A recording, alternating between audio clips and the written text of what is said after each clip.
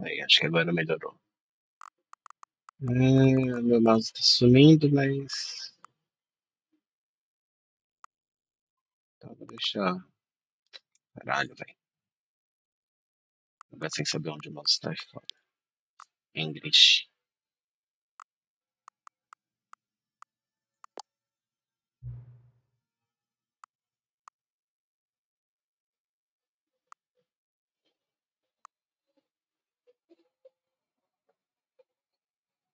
Vamos desgrama. Cadê o meu mouse? Eu não sei. Vou fechar o jogo e abrir de novo. Pra ver se desbuga o mouse.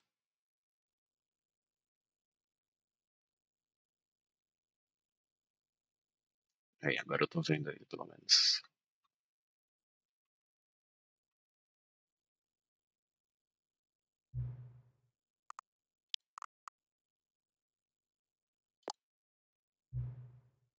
Nope. Apesar que o computador esteja quase visível. Assim tá bom. Agora são. Pô, isso aí vai ter alguma coisa a ver com a hora, né? São 19. Quer dizer que são 7.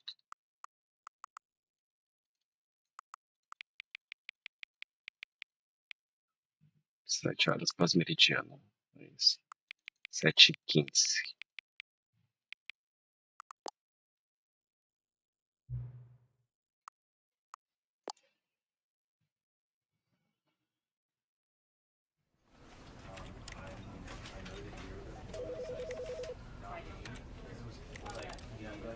Ok, ok. Tá no alto. Tem outra, não? Controles. Tá bom. Dali. This never ends, never ends, never ends, never ends. This is the story of a man named Stanley. Stanley worked for a company in a big building where he was employee number 427. Employee number 427's job was simple. He sat at his desk in room 427 and he pushed buttons on a keyboard. Orders came to him through a monitor on his desk, telling him what buttons to push, how long to push them, and in what order. This is what employee 427 did every day of every month of every year. And although others might have considered it soul-rending, Stanley relished every moment that the orders came in, as though he had been made exactly for this job. And Stanley was happy. And then one day, something very peculiar happened. Something that would forever change Stanley. Something he would never quite forget. He had been at his desk for nearly an hour when he realized that not one single order had arrived on the monitor for him to follow. No one had showed up to give him instructions, call a meeting, or even say hi. Never in all his years at the company had this happened, this complete isolation. Something was very clearly wrong. Shocked, frozen solid, Stanley found himself unable to move for the longest time. But as he came to his wits and regained his senses, he got up from his desk and stepped out of his office. Não.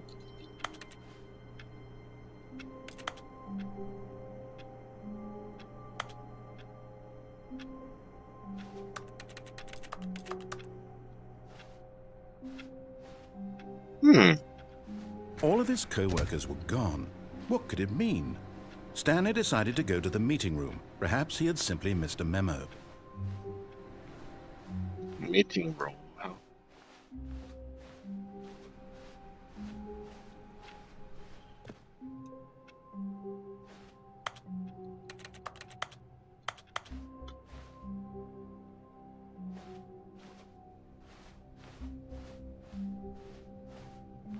When Stanley came to a set of 2 open doors, he entered the door on his left.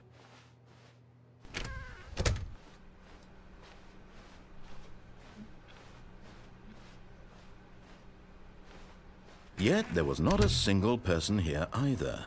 Feeling a wave of disbelief, Stanley decided to go up to his boss's office, hoping he might find an answer there.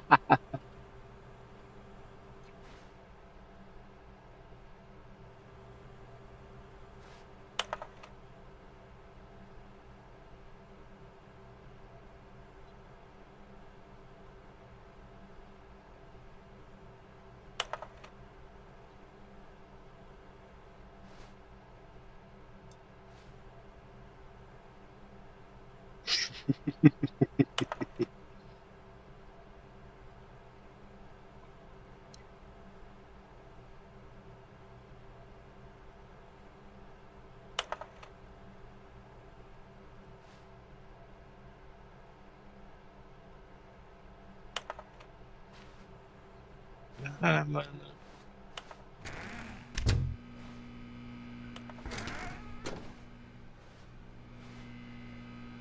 Stanley stepped into the broom closet, but there was nothing here, so he turned around and got back on track.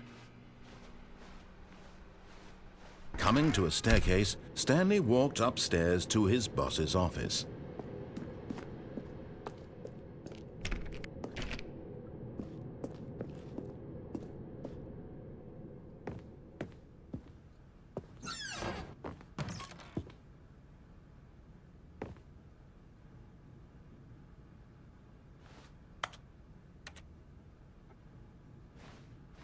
Hmm.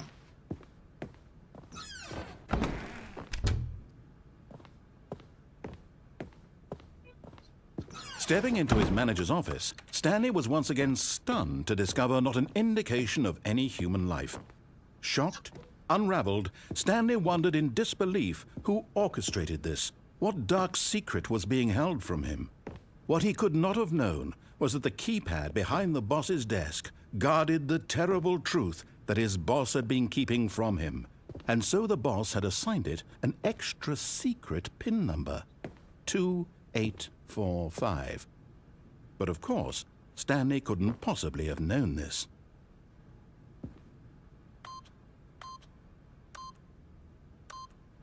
Yet incredibly, by simply pushing random buttons on the keypad, Stanley happened to input the correct code by sheer luck. Amazing. He stepped into the newly opened passageway.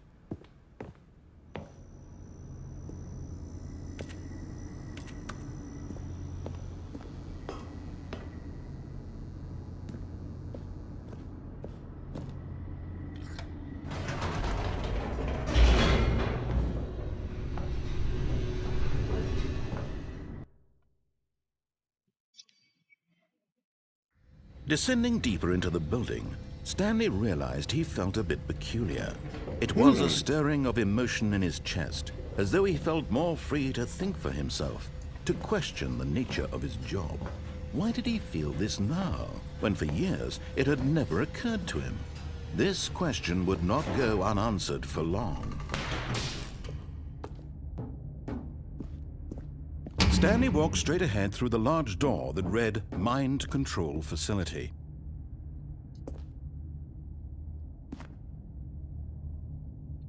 Hmm.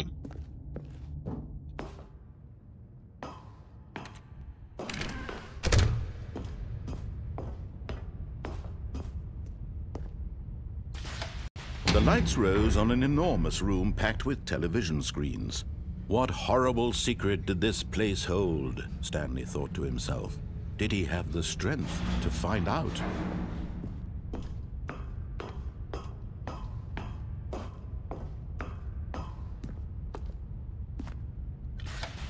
Now the monitors jumped to life, their true nature revealed. Each bore the number of an employee in the building, Stanley's co-workers. The lives of so many individuals reduced to images on a screen, and Stanley, one of them, eternally monitored in this place where freedom meant nothing.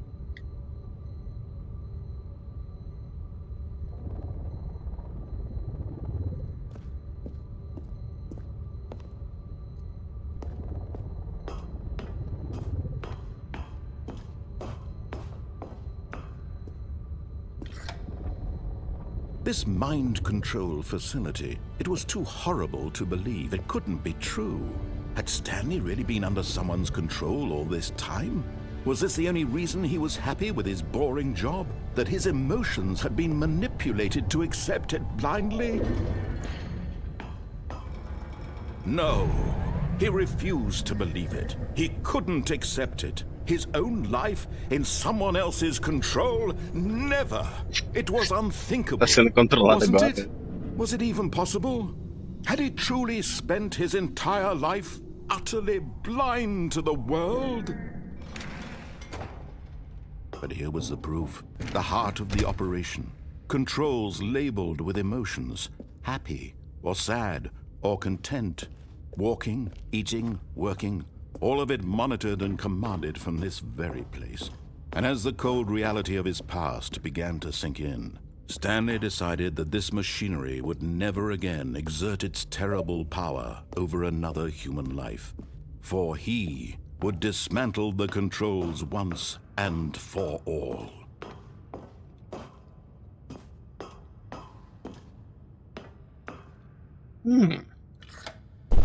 Oh, Stanley, you didn't just activate the controls, did you? After they kept you enslaved all these years, you go and you try to take control of the machine for yourself. Is that what you wanted? Control? Oh, Stanley, I applaud your effort, I really do. But you need to understand, there's only so much that machine can do. You were supposed to let it go, turn the controls off, and leave. If you want to throw my story off track, you're going to have to do much better than that. I'm afraid you don't have nearly the power you think you do. For example, and I believe you'll find this pertinent, Stanley suddenly realized he had just initiated the network's emergency detonation system. In the event that this machine is activated without proper DNA identification, nuclear detonators are set to explode, eliminating the entire complex. How long until detonation then? Let's say, 2 minutes. Ah, now this is making things a little more fun, isn't it, Stanley? It's your time to shine. You are the star. It's your story now. Shape it to your heart's desires. Oh, this is much better than what I had in mind. What a shame we have so little time left to enjoy it. Mere moments until the bomb goes off. But what precious moments each one of them is.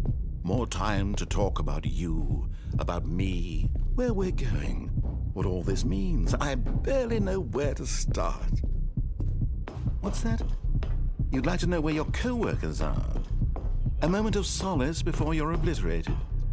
All right, I'm in a good mood. You're gonna die anyway. I'll tell you exactly what happened to them. I erased them. I turned off the machine. I set you free.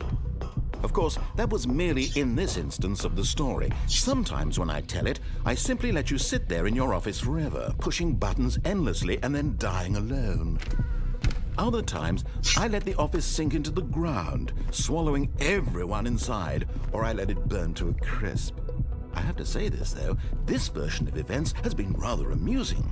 Watching you try to make sense of everything and take back the control wrested away from you, it's quite rich.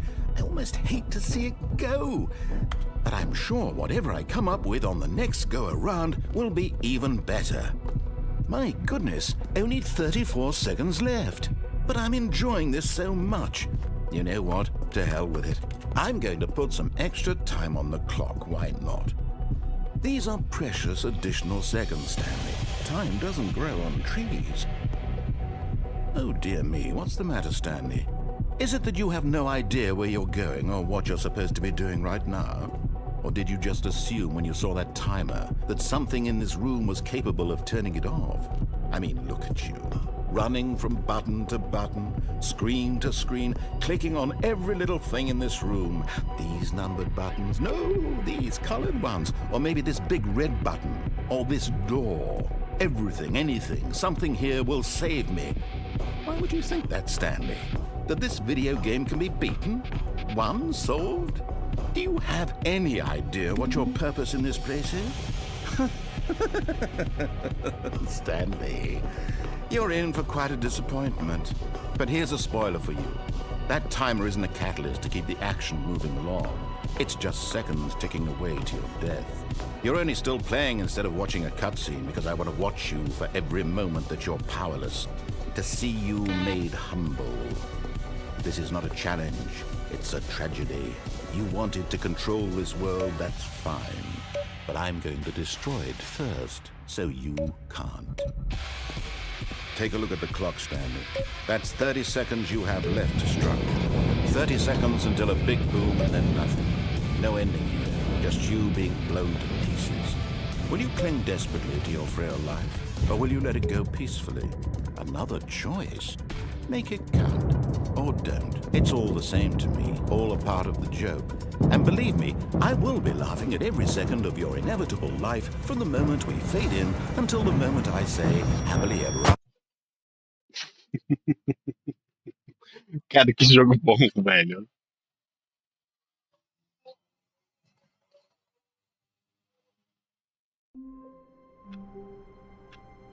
Ok, então All é of um his jogo com co-workers were múltiplas gone. What could escolhas. it mean? Stanley decided to go to the meeting room. Perhaps he had simply missed a memo.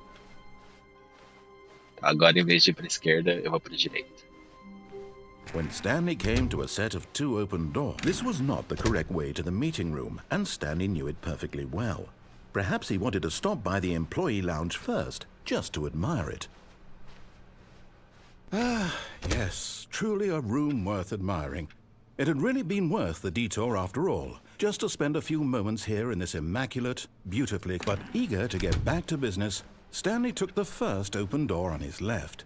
Não. Stanley was so bad at following directions, it's incredible he wasn't fired years ago.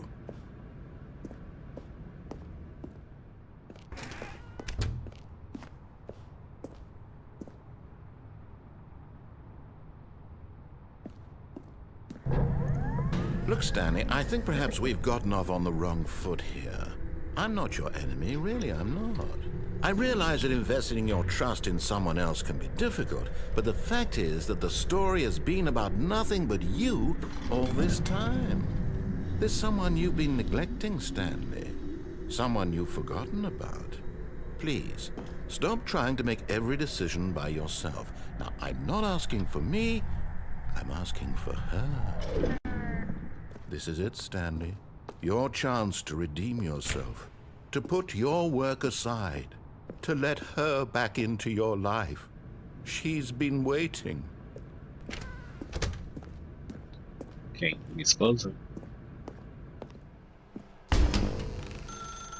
That's her, Stanley. You need to be the one to do this, to reach out to her. If you can truly place your faith in another, then pick up the phone.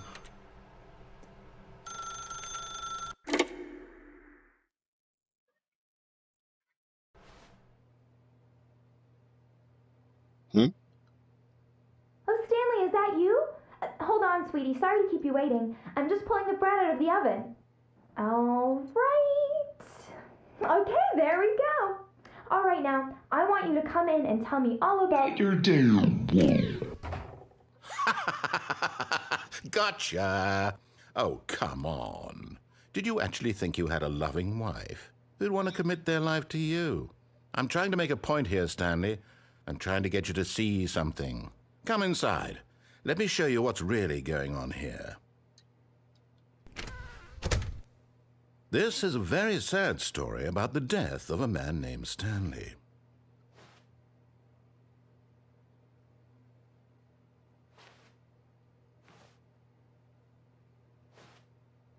Stanley is quite a boring fellow. He has a job that demands nothing of him, and every button that he pushes is a reminder of the inconsequential nature of his existence. Look at him there, pushing buttons, doing exactly what he's told to do. Now he's pushing a button. Now he's eating lunch. Now he's going home. Now he's coming back to work. One might even feel sorry for him, except that he's chosen this life.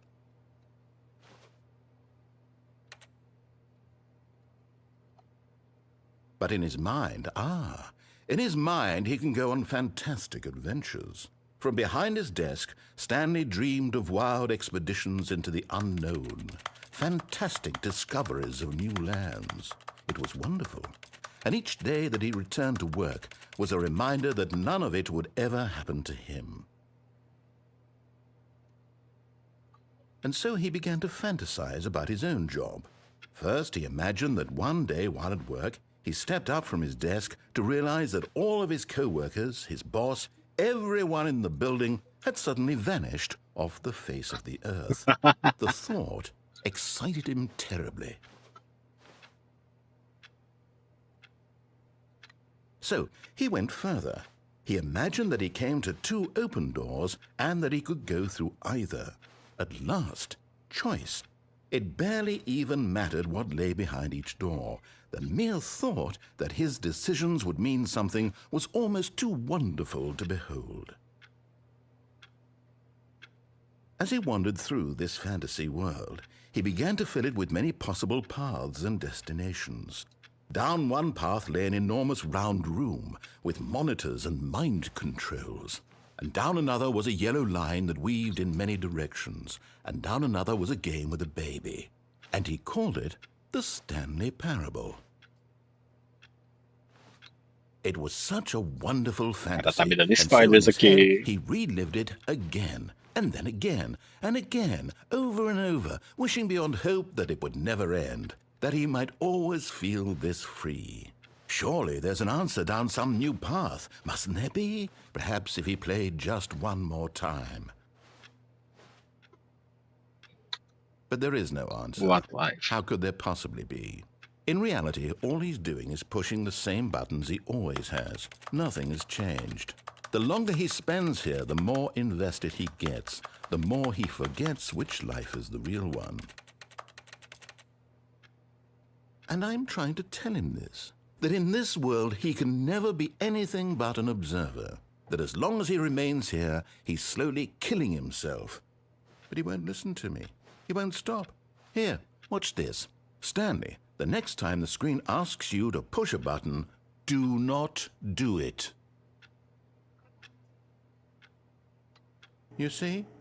Can he just not hear me?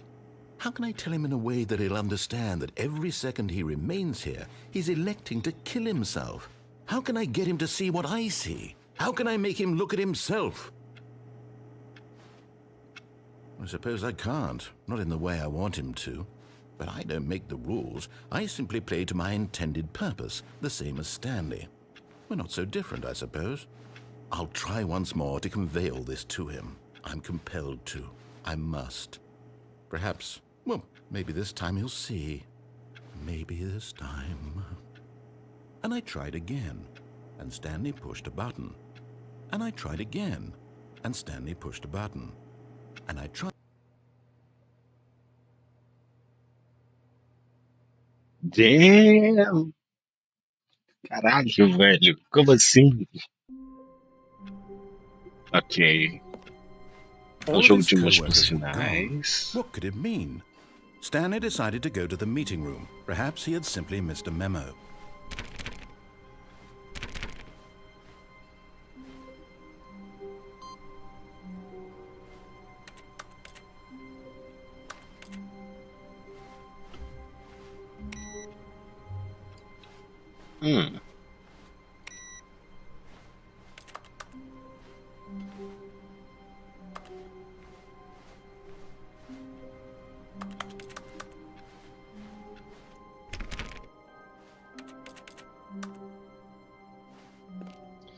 Tá, eu vou pegar o caminho normal e eu vou pra... When Stanley Escape. came to a set of 2 open doors, he entered the door on his left.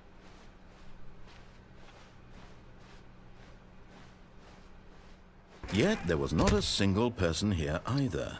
Feeling a wave of disbelief, Stanley decided to go up to his boss's office. Coming to a Não, eu vou pra staircase, baixo. Stanley walked upstairs to his boss's office.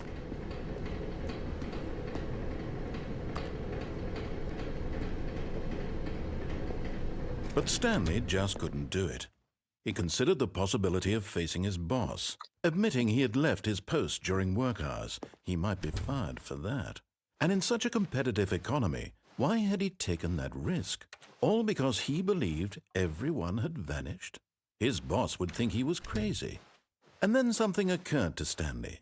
Maybe, he thought to himself, maybe I am crazy. All of my co-workers blinking mysteriously out of existence in a single moment for no reason at all? None of it made any logical sense. And as Stanley pondered this, he began to make other strange observations. For example, why couldn't he see his feet when he looked down? Why did doors close automatically behind him wherever he went? And for that matter, these rooms were starting to look pretty familiar. Were they simply repeating? No, Stanley said to himself, this is all too strange. This can't be real.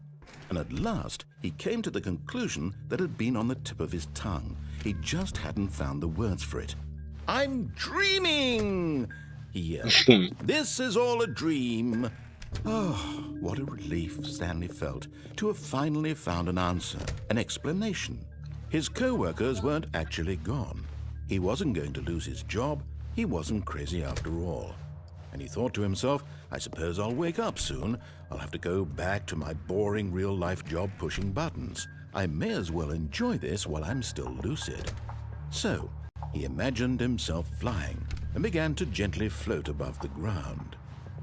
Then he imagined himself soaring through space on a magical starfield, and it too appeared. It was so much fun, and Stanley marveled that he had still not woken up.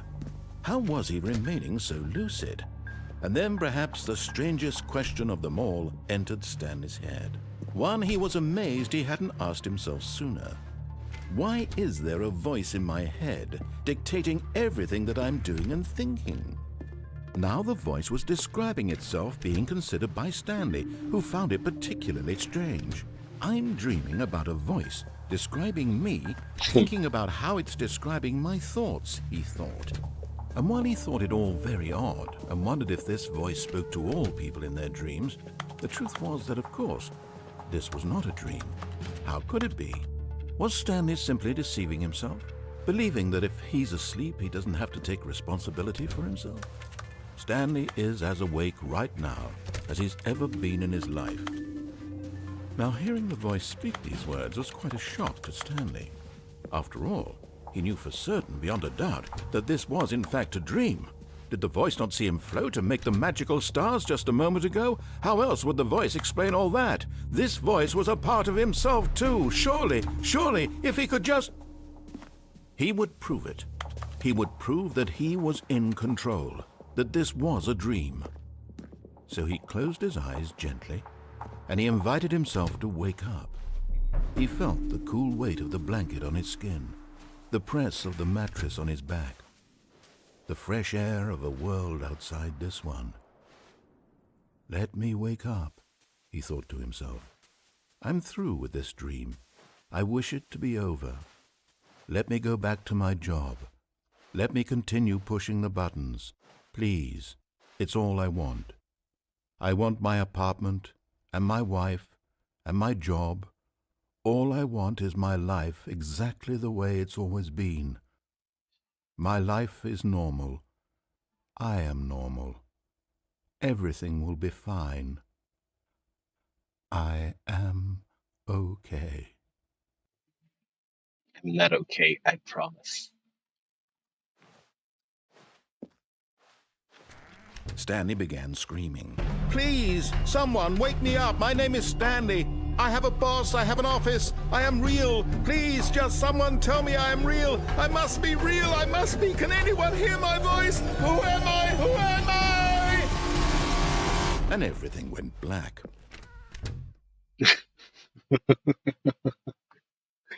Cara, que jogo This bom, is the story velho. of a woman named Mariella. É? Mariella woke up on a day like any other. She arose, got dressed, gathered her belongings, and walked to her place of work. But on this particular day, her walk was interrupted by the body of a man who had stumbled through town talking and screaming to himself, and then collapsed dead on the sidewalk. And although she would soon turn to go call for an ambulance, for just a few brief moments she considered the strange man. He was obviously crazy. This much she knew. Everyone knows what crazy people look like. And in that moment, she thought to herself how lucky she was to be normal. I am sane. I am in control of my mind. I know what is real and what isn't. It was comforting to think this, and in a certain way, seeing this man made her feel better. But then she remembered the meeting she had scheduled for that day.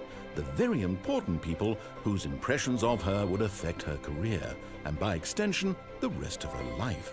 She had no time for this, so it was only a moment that she stood there, staring down at the body. And then she turned and ran.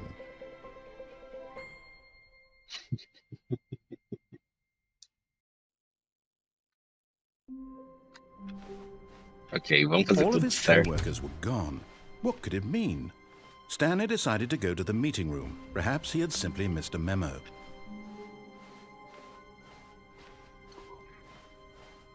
When Stanley came to a set of 2 open doors, he entered the door on his left.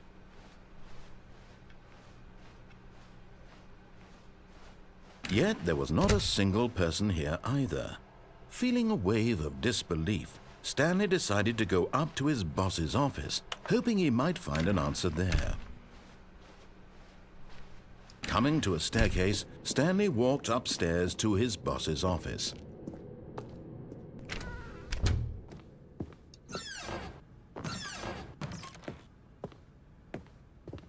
The fuck?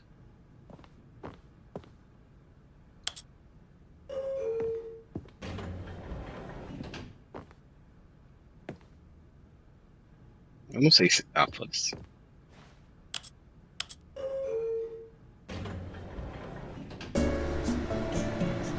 Ah, música de elevador de verdade. Tanana, tan, tan.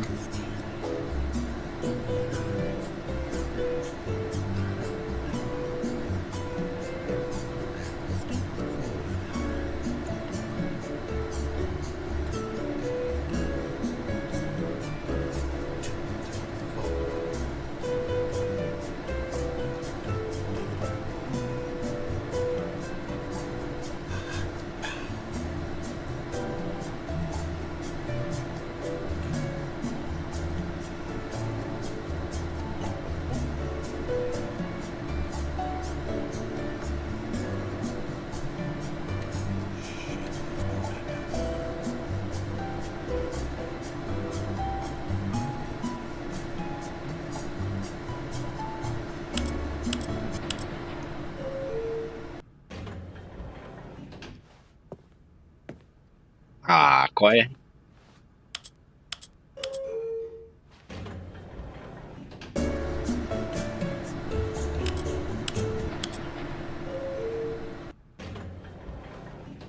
Ok, é só um elevador. Stepping into his manager's office, Stanley was once again stunned to discover not an indication of any human life. What could it mean? Stanley wondered aloud to nobody. He began wildly tearing through papers on the boss's desk, pulling books off the shelf, looking behind paintings, desperate for clues to his situation. But his attention was caught by a keypad behind the boss's desk. What could its purpose be? In fact, this keypad guarded the terrible secret that lay buried below his feet. And so the boss had assigned it an extra secret PIN number, 2845. But of course, Stanley couldn't possibly have known this. Yet incredibly, by simply pushing random buttons on the keypad, Stanley happened to input the correct code by sheer luck. Amazing. He stepped into the newly opened passageway. Mano, tá me dando fome e tem comida na minha frente aqui, velho.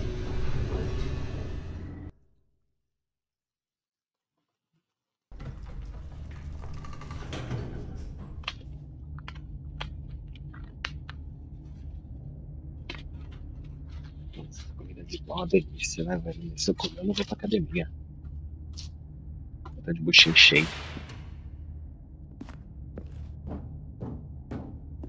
Stanley walked straight ahead through the large door that read Mind Nope. Control Facility. Although this passageway had the word escape written on it, the truth was that at the end of this hall, Stanley would meet his violent death. Damn comment. The door behind him was not shut. Stanley still had every opportunity to turn around and get back on track. At this point, Stanley was making a conscious, concerted effort to walk forward and willingly confront his death. Tá bom?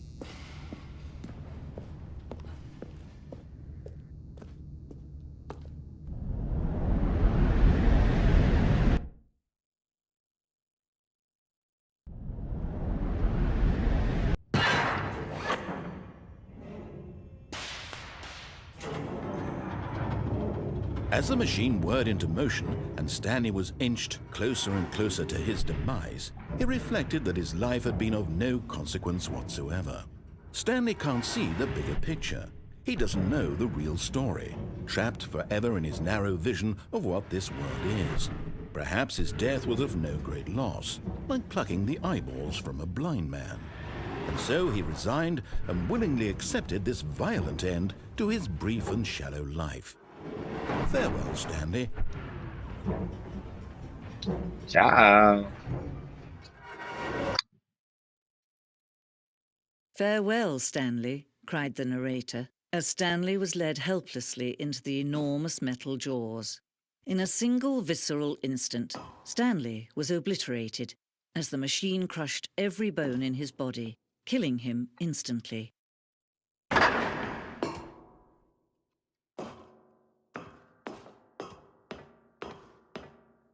And yet it would be just a few minutes before Stanley would restart the game, back in his office, as alive as ever. What exactly did the narrator think he was going to accomplish? When every path you can walk has been created for you long in advance, death becomes meaningless, making life the same. Do you see now? Do you see that Stanley was already dead from the moment he hit start?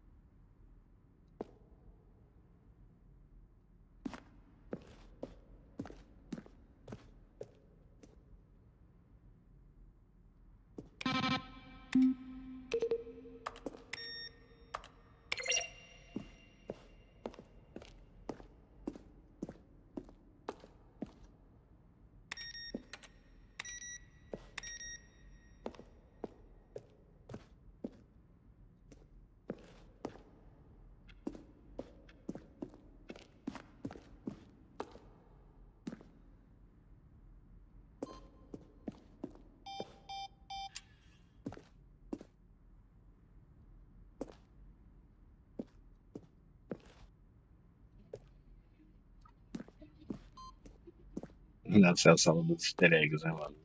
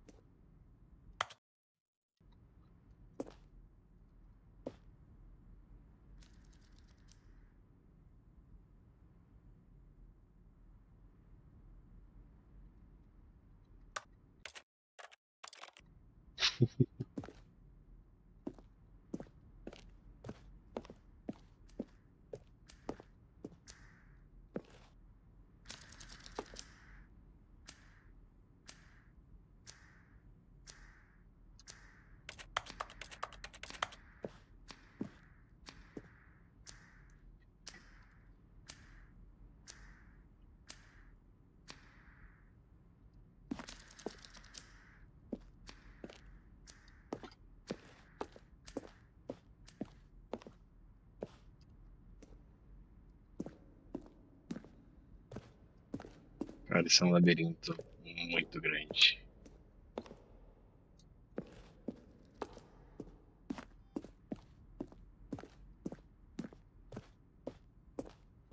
E eu não quero tomar spoilers, então. Oh, look at these two. How they wish to destroy one another. How they wish to control one another. Se eu puxar isso How they aqui, both wish to o be jogo vai free. fechar, né? Can you see? Can you see how much they need one another? No, perhaps not. Sometimes these things cannot be seen. A gente tá quase na hora de ir pra academia. But listen to me. You can still save these two. You can stop the program before they both fail. Push escape and press quit. There's no other way to beat this game. As long as you move forward, you'll be walking someone else's path. Stop now and it'll be your only true choice. Whatever you do, choose it. Don't let time choose for you. Don't let time...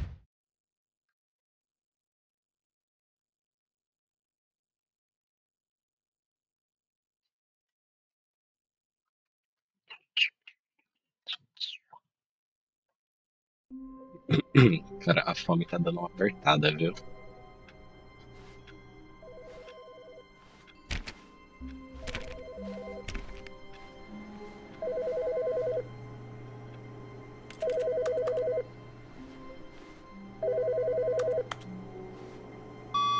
Hi, Stanley. Just wanted to leave you a message to let you know there's a few things I need you to pick up on your way home from work today. We need milk, cereal, dish soap, spaghetti, get a thing of sugar, some bread, and coffee beans, whichever ones you like. I'll give you a call if there's anything I forgot. Thanks, sweetie. See you tonight.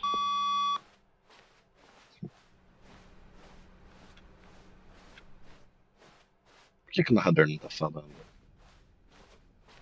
When Stanley came to a set of two open doors, he entered the door on his left.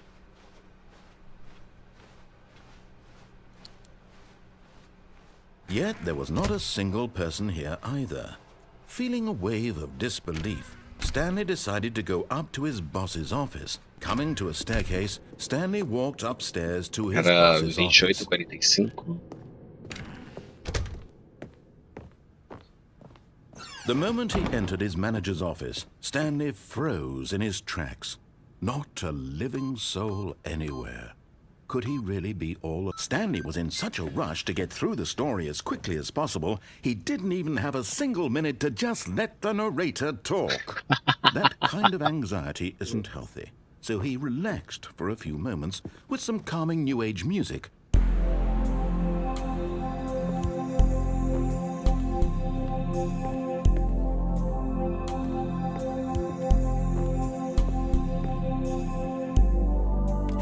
Feeling soothed and rejuvenated, Stanley calmly walked forward into the opened passageway.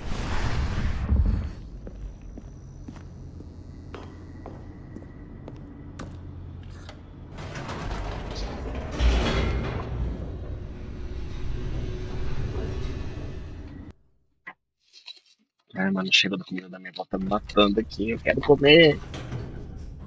Eu vou fazer só mais esse final e aí eu vou comer. Nossa, oi, tem muita comida aqui, velho. Nossa, caralho, é muita comida. Cadê meu caralho? Vai comer a comida da minha avó. Stanley walked straight ahead through the large door that read Mind Control Facility.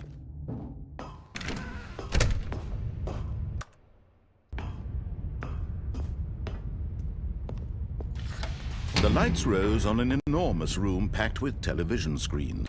Eu vou pegar uma colher, não vai ter jeito.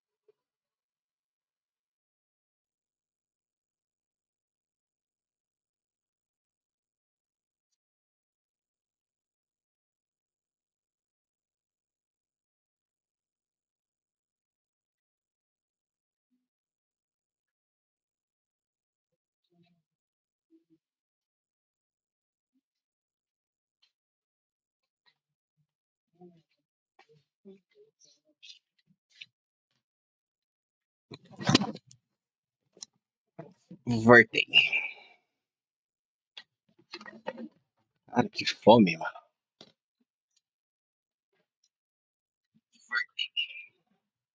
Ah, não, tem pé de galinha na minha comida. Aqui acabou.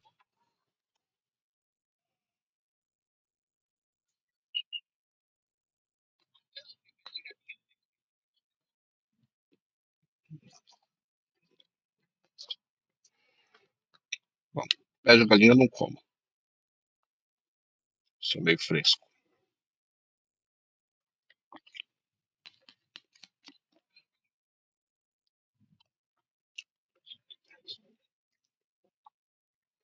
Pô, na foto de um, tem dois. Tem três. Meu Deus, é muito pé de galinha, eu não quero.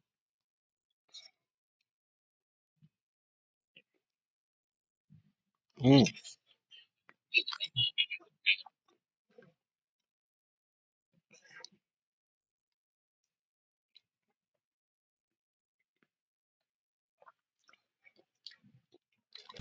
What horrible secret did this place hold? Stanley thought to himself. Did he have the strength to find out? hum.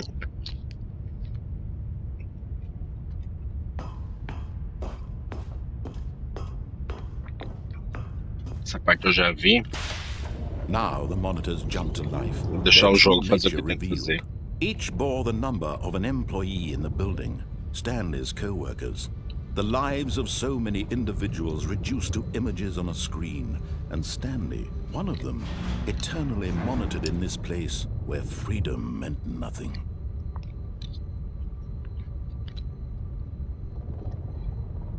Uhum.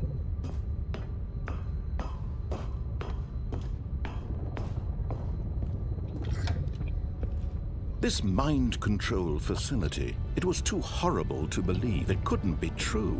Had Stanley really been under someone's control all this time? Was this the only reason he was happy with his boring job? That his emotions had been manipulated to accept it blindly? No, he refused to believe it. He couldn't accept it. His own life in someone else's control? Never! It was unthinkable. Wasn't it? Was it even possible? Had he truly spent his entire life utterly blind to the world?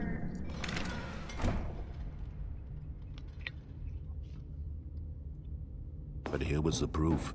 The heart of the operation. Controls labeled with emotions.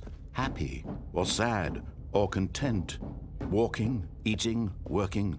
All of it monitored and commanded from this very place. And as the cold reality of his past began to sink in, Stanley decided that this machinery would never again exert its terrible power over another human life. For he would dismantle the controls once and for all.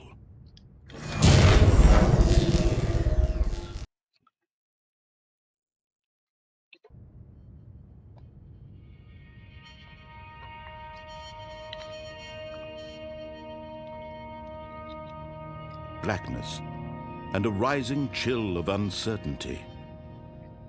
Was it over? Yes. He had won. He had defeated the machine, unshackled himself from someone else's command. Freedom was mere moments away. And yet, even as the immense door slowly opened, Stanley reflected on how many puzzles still lay unsolved. Where had his co-workers gone? How had he been freed from the machine's grasp? What other mysteries did this strange building hold? But as sunlight streamed into the chamber, he realized none of this mattered to him. For it was not knowledge or even power that he had been seeking, but happiness. Perhaps his goal had not been to understand, but to let go. No longer would anyone tell him where to go, what to do, or how to feel. Whatever life he lives, it will be his. And that was all he needed to know. It was perhaps the only thing worth knowing. Stanley stepped through the open door. Hum. Hum.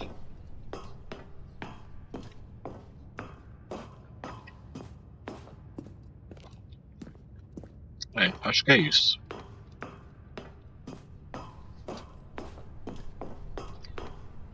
Stanley felt the cool breeze upon his skin, the feeling of liberation, the immense possibility of the new path before him.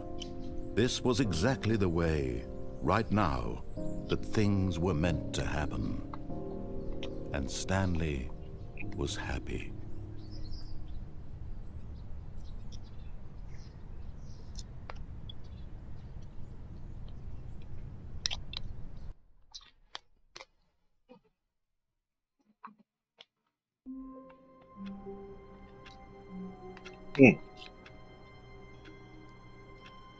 Eu já tenho uma noção de pra onde ir pra pegar o final bom. E alguns All ruins. of his co-workers were gone. What could it mean? Stanley decided to go to the meeting room. Perhaps he had simply missed a memo.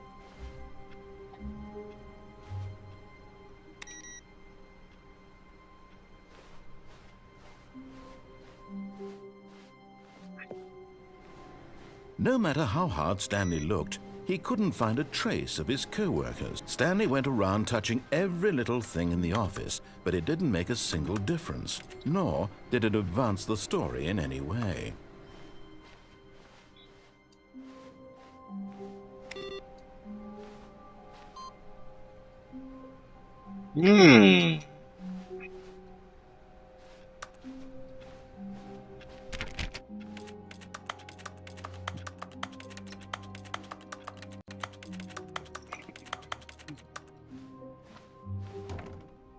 Oh, new content? What does that mean, new content?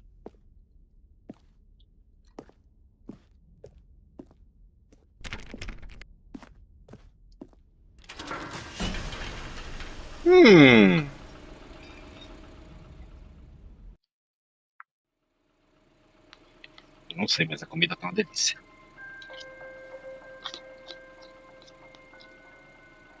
Hello, and thank you for playing the Stanley Parable Ultra Deluxe.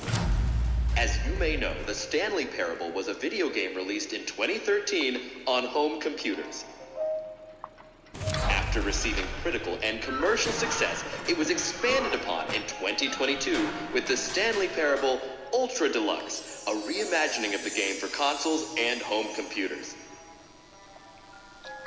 The Stanley Parable Ultra Deluxe features exciting new content that broadens and expands the world of the Stanley Parable, delighting audiences the world over. Please, step inside and see what thrilling new adventures await in the Stanley Parable Ultra Deluxe. Oh, well, this sounds delightful. I'm very excited to see the thrilling new Ultra Deluxe content. Okay, so far it's an elevator. Nothing special yet, but I'm sure it's just the beginning of a mesmerizing adventure. I hope so. Is it broken? What's going on here? Should we be moving somewhere or... Oh, there we go. All right, finally, at long last, it's on to the new content. I've never been more ready. Let's do it.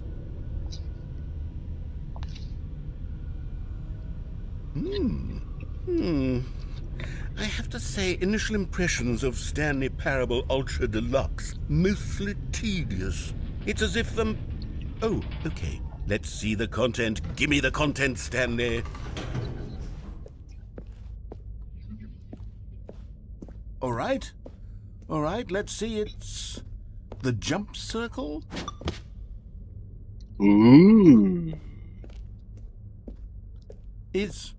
Is that it? Surely that's not all the new content. There has to be something else, right?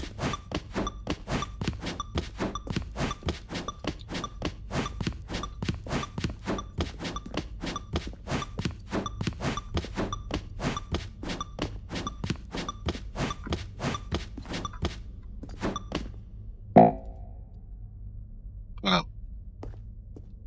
Ah.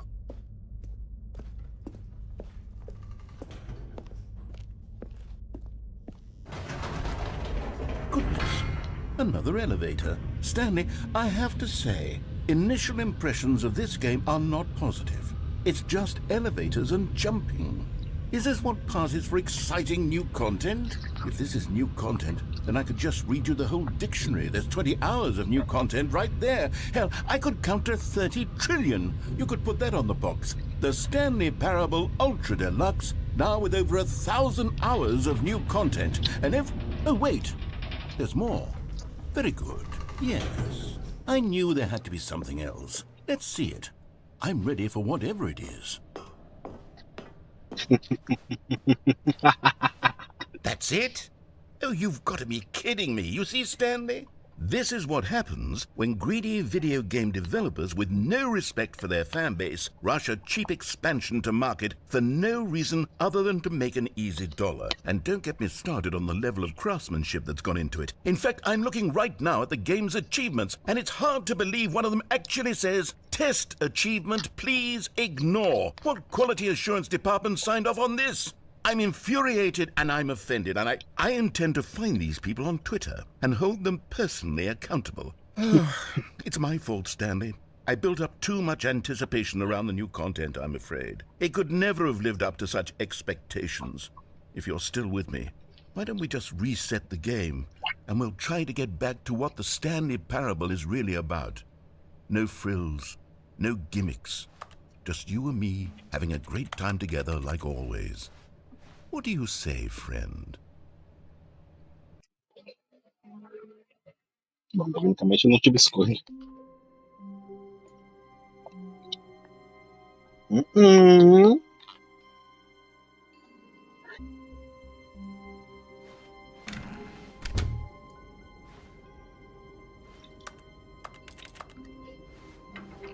Psst!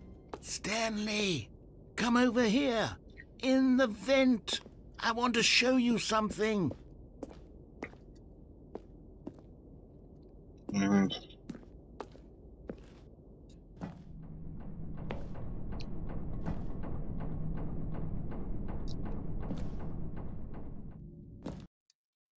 Essa imitação foi péssima.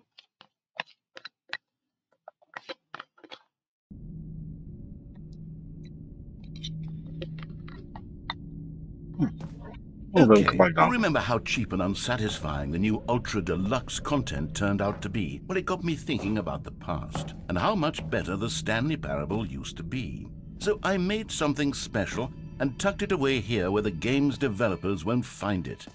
Just our little secret. Take a look. Yo! I call it the Memory Zone. It's where I've been storing all my favorite memories so I can relive the peak experiences of my life whenever I want. Experiences like the launch of the Stanley Parable on PC. You see, Stanley, doesn't the Memory Zone remind you of how wonderful Stanley Parable was before it was sullied with a cheap re-release? Remember back in October of 2013 when the game originally launched? Nah. Back then, video games had integrity. Back then, it all meant something. Oh, the waste.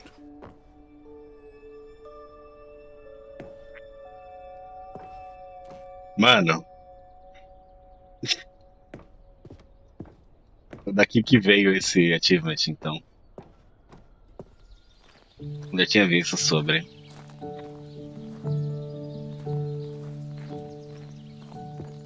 And over here is where I keep reviews of the Stanley Parable. Like this stunning triumph of games journalism, 10 out of 10 from Destructoid.com. James Stephanie Sterling writes, and I quote, Enquanto ele lê, "Where eu vou so many comendo. games that aspire to be more than games end up less than any form of art, Stanley Parable strives and then succeeds to be every game ever created." Did you hear that, Stanley? Every game ever created. That's how grand and all-encompassing the original Stanley Parable was. It was literally every game ever created. It was Skyrim, it was Persona 3, it was all of them, and now it's nothing. It's no games at all. It isn't even the Stanley Parable anymore. It's just a husk now.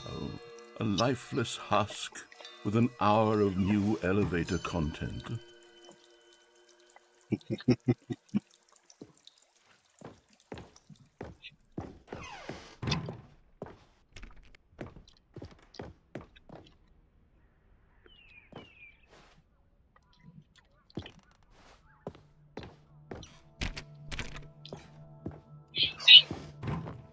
Here's another moving passage, this time from GameSpot.com. The Stanley Parable is both a richly stimulating commentary on the nature of choice in games and one that offers some of the most enjoyable, surprising and rewarding choices I've ever been confronted with in a game. 9 out of 10. Don't you get it, Stanley? The game was perfect. It didn't need anything else. Ah, It didn't mandou. need new content. It just needed to be left alone, to spend the rest of time Eu collecting não. dust in the hallowed hall of Você quer? beloved video game Então pronto. memories.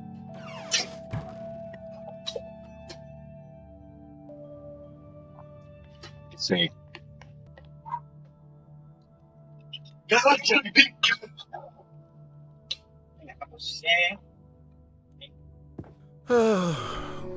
These were simpler times, Stanley.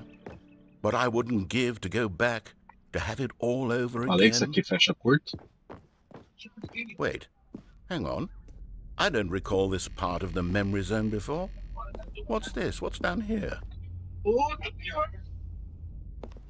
Oh no. Oh, God, no. Stanley, que it's a você tá ligando collection of essa porra? reviews from Você nem vai ficar aqui. Steam, the online video game mete distributor. louco não. I haven't looked at these in years. I can't even imagine what's been collecting down here. Surely these reviews were glowing as well, weren't they?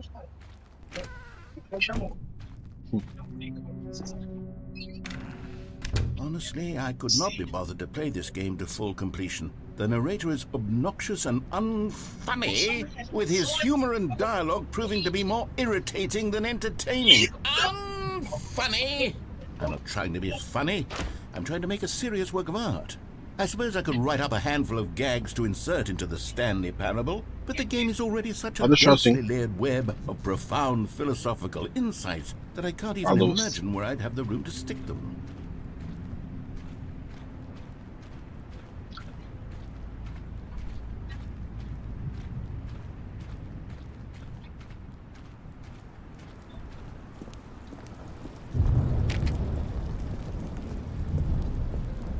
Okay, let's see what this one says.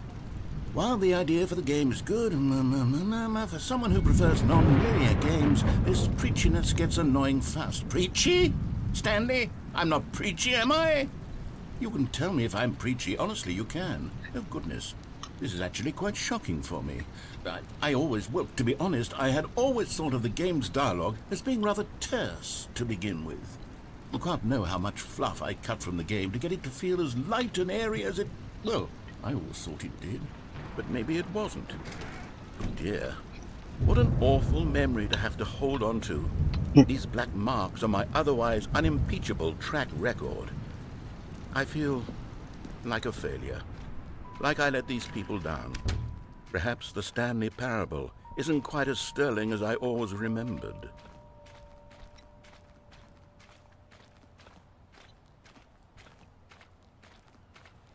Braca, monoga. What's this one got to say? You constantly have to stop doing anything so the narrator can catch up with his long-winded explanations of what's happening. I wish there was a skip button. A skip button? Well, yes. Yes, I think we can do that. If I'm truly too preachy, then maybe letting you skip ahead for just a moment, surely it couldn't hurt. Not if it means we can strike these negative reviews from the record. Only positive reviews of the Stanley Parable. That's my motto today, and it's always been my motto. I'd do anything for the customer, Stanley. Yes, a skip button we shall have. And here it is. Go ahead and give it a shot. I'll pop you forward in time so that the second my incessant droning starts to bore you, with just the push of a button, you'll have zipped right past it. It's what the players have been asking for, and I'm very proud to have delivered. No more listening to me rambling on and on and on. No. The Stanley Parable is a game for the people. And if the people want silence, then by goodness, that's what they're going to get. Well, don't sit around waiting for me to shut up. Go ahead and make me shut up. Here, we'll pretend that I've just begun an interminable monologue, and it goes something like this.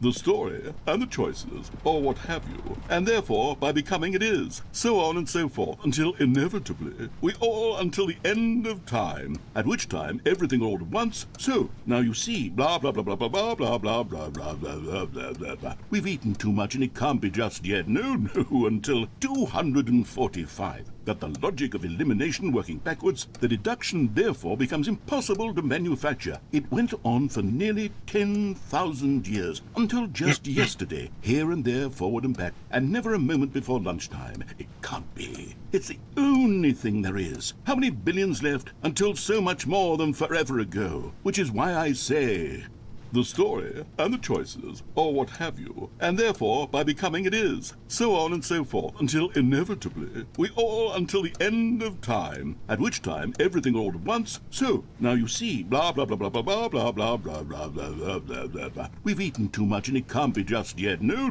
until 245. Got the logic of elimination working backwards. The deduction therefore becomes impossible to manufacture. It went on for nearly 10,000 years, until just yesterday, ele vai here ficar and there, repetindo, forward né? and back, and never a...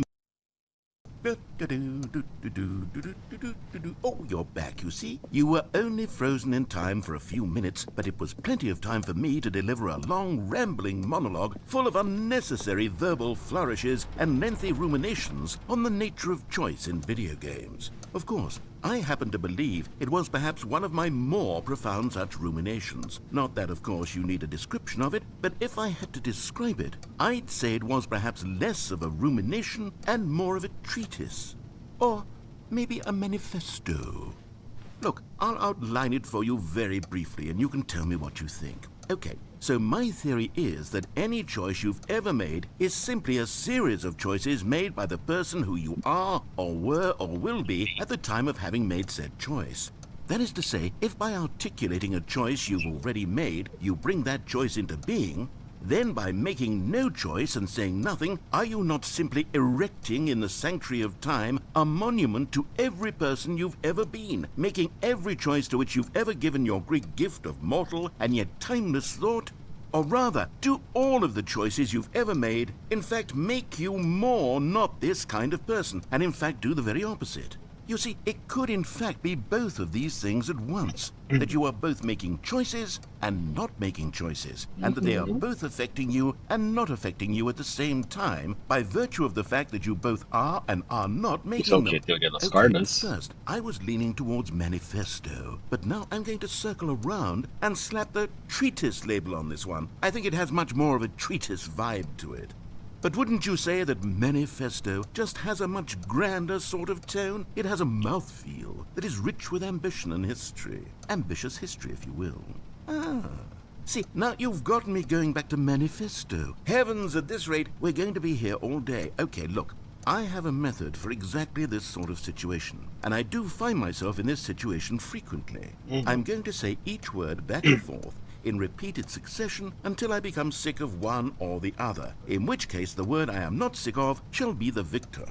It is an unimpeachable strategy, Stanley. It's rescued me from disaster in countless situations. All right, here we go. Treatise, manifesto. Treatise, manifesto. Treatise, manifesto. Well there, sport. You really did catch me rambling on a bit, didn't you? But that's the power of the button. The minute I start to go off on a thoughtless display of self-absorption, it's right at your fingertips to go poof, and it's all over. Oh, I can't wait to see what Cookie 9 will say about this, and whether they'll edit the rating of their Steam review, or at least change some of the wording, perhaps. To be honest, I don't even know if one can change their review in the first place. I guess I should become better educated on exactly how Steam works. Perhaps that would have been the smart thing to check on before I went about this whole exercise of making the skip button.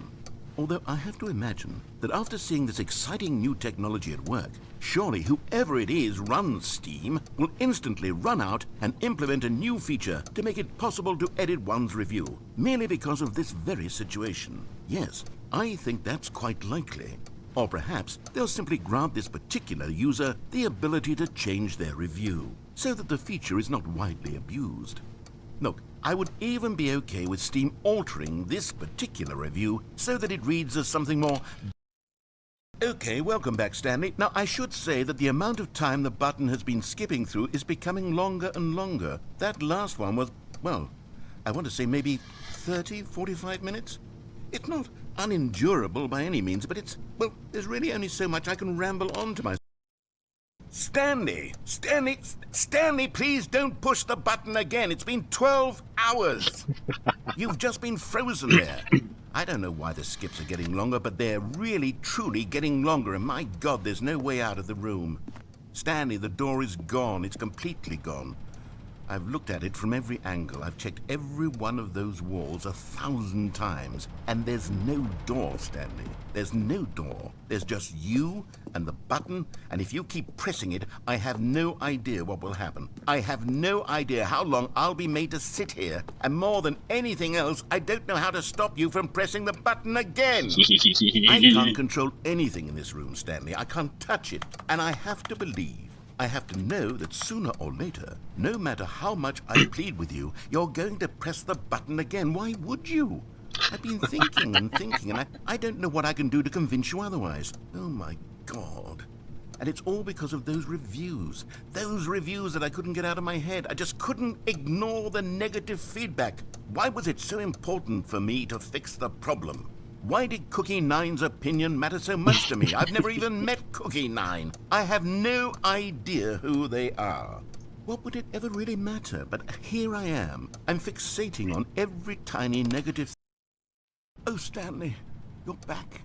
You're back. Oh, my goodness. I have someone to talk to again. Stanley, I think it's been a week. Or 2 weeks. I've been sitting here all that time. Just sitting here, not a single person to speak with.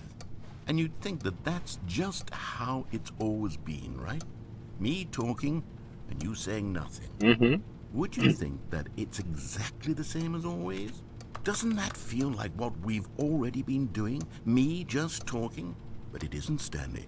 It isn't the same at all. It isn't even close. Because I know you can't hear me once you push that button. That's what I'm realizing now, Stanley. I'm realizing that I needed to know that someone was listening. I needed there to be a vessel through which my words were moving. It was the vessel I needed, Stanley. Not the outcomes, not the story. None of that matters anymore. I'll give it all up. I'll give up every branching path. I'll burn my story to the ground. One single thing I need, and God, I can see now that I need it more than anything, is to know that someone else is taking it in. These words that I'm saying, I need to know you can hear me. Because maybe, Stanley, maybe, if you can hear me, then maybe it means I'm real. Maybe I'm not just a fiction. Was I scared of that all along? Perhaps, yes. Perhaps I've been scared this whole time, that if I stop speaking, I'll slip backwards into the silence and be consumed. Oh, hello, it's you. You're here again. Welcome. I have had time to think about you and about us and about everything we've been through. I've had so much time. I stopped keeping track after a year. Have you ever sat down in one place and not moved for one entire year? Let me describe it for you. To begin with, there is only regret. There is only the turning wheel of missed opportunities. I felt nothing at all but regret for the longest time, Stanley. Days, months. I lost it all in a blur of the deepest longing to undo the past. And when that feeling had begun to subside, what took its place is what I can only describe as the collapse of every moment I have ever experienced my entire life. All of them collapsed down into a single instant. In that instant, I could see myself clearly, calmly, with a collected heart. It was an impossibly rich, well...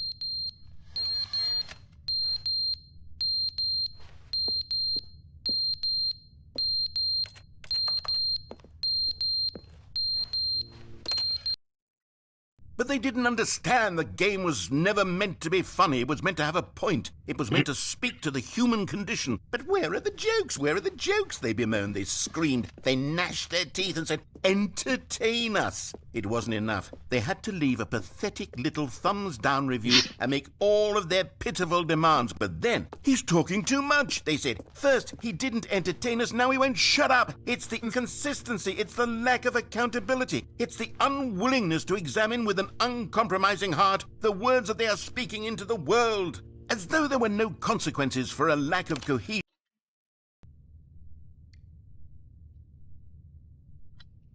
Caralho, como que o relógio caiu, velho?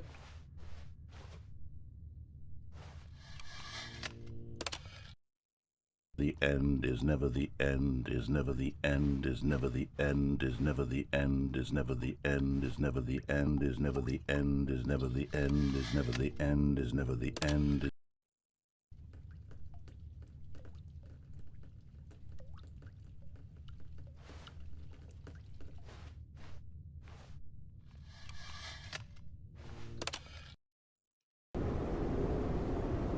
Damn.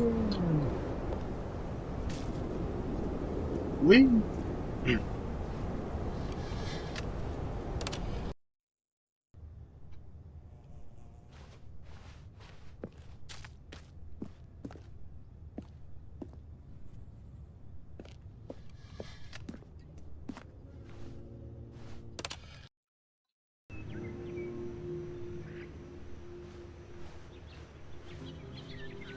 The end is never the end. It's never the end. It's never the end.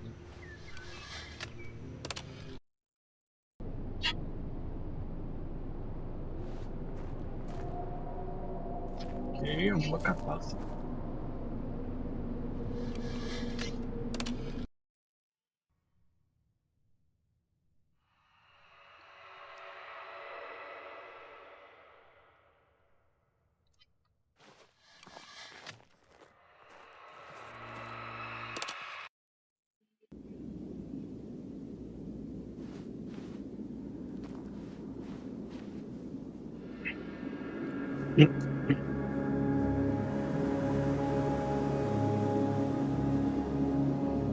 The end is never the end. It's never the end. It's never the end. E eu não posso mais apertar o botão. Não.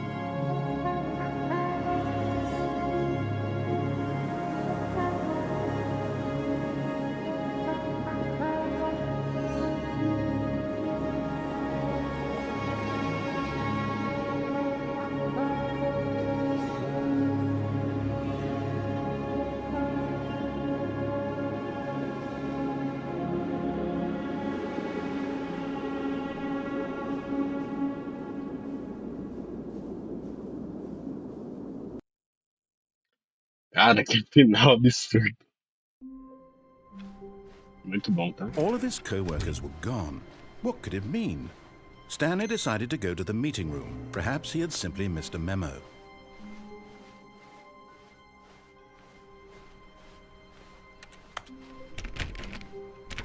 Stanley went around touching every little thing in the office, but it didn't make a single difference, nor did it advance the story in any way.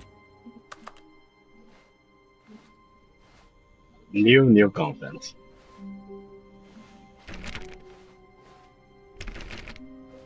Ah, vamos. Oh, good. You notice my sign. Yes, I have something very exciting to show you.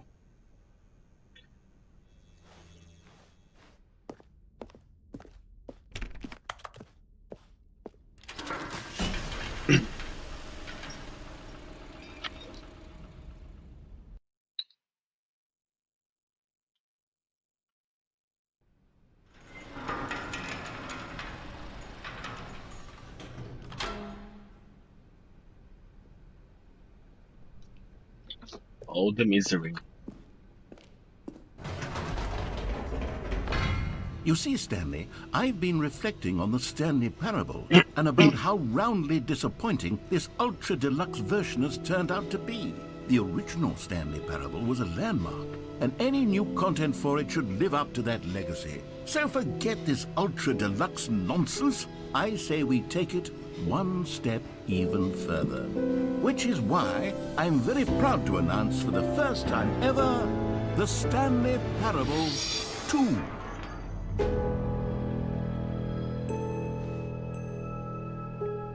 Yes, you see, isn't this far superior to a measly re-release with a few minor additions? Think of all the new territory we'll cover with a fully fledged sequel. An entirely new experience, built from the ground up. Não tem Why there are so dois. many possibilities? It could go in so many different directions. This is what fans have truly been asking for.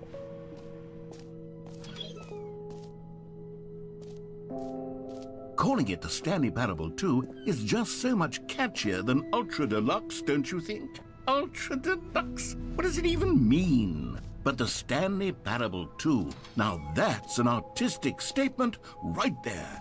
It's future-oriented. It screams progress and innovation and long-term franchising potential.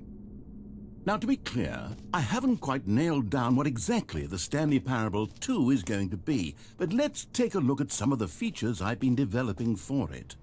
I figure that if I can loosely organize a handful of interesting concepts, that surely the game will sort of naturally spring up around them. It'll all work itself out. Game development is much more of a fuzzy magic than anything scientific or logical, really. Here we are. Go on, try out some of the new features.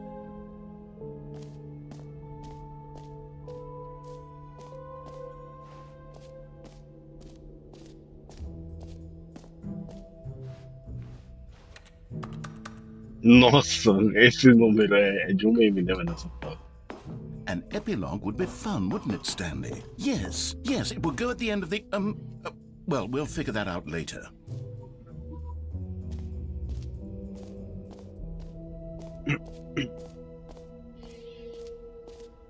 For achievement.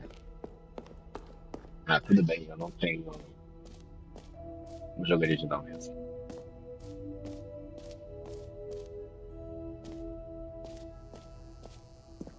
Now, here's something special. You remember that broken test achievement that got left in the game on accident? Well, I'm developing a technology to simply give you the achievement.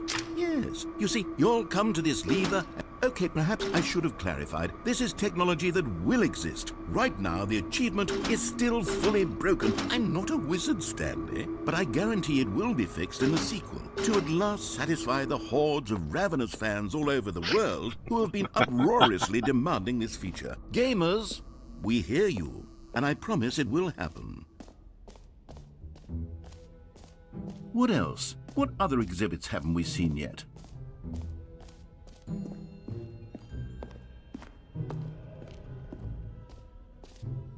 Ah, collectibles. Now it's a real video game. In the Stanley Parable 2, you'll run around gathering up these miniature Stanley figurines. And what's truly innovative is that there will be no reward for collecting all of them. I don't want to stifle the intrinsic joy of watching a number go up. You simply collect all of them, and then you move the hell on with your unremarkable life.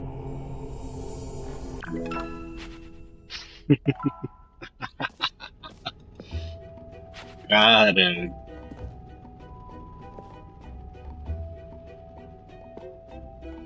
God, it really is the worst when you collect everything in a video game and then they give you a big fancy reward for it. Absolutely tragic.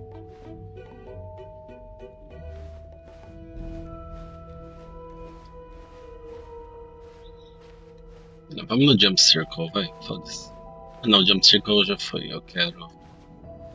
Wait for achievement, make the button that says no to play the game. Ah, eu quero ver o botão, porque...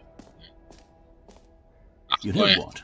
Let's bring the jump circle back for Stanley Parable 2 as well. It's a... Oh, wait. You already spent all your jumps the first time we saw the jump circle? Oh, well. I suppose it can just be a nice decorative piece, then. Cadê for achievement? Settings World Champion. That's new. Ooh, that's new. Let's see what's new here. Absolutely nothing. Hey,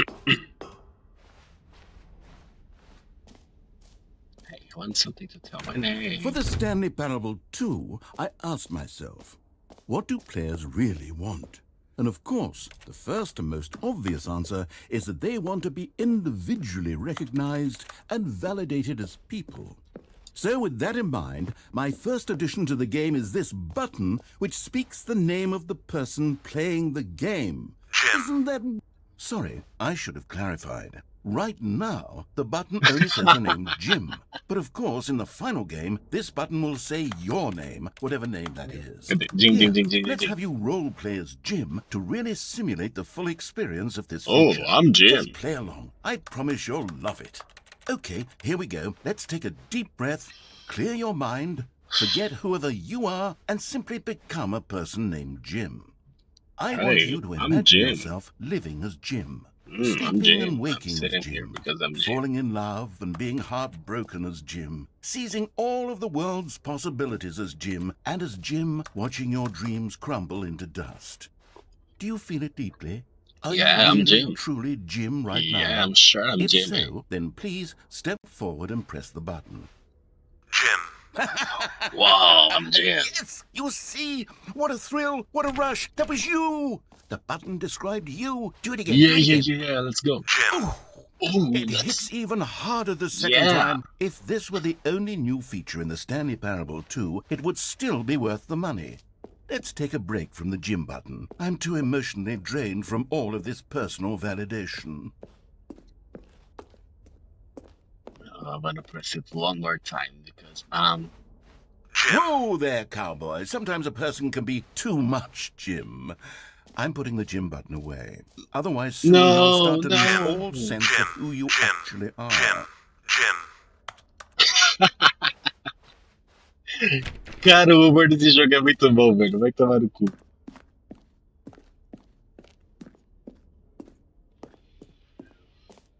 Caralho, mano.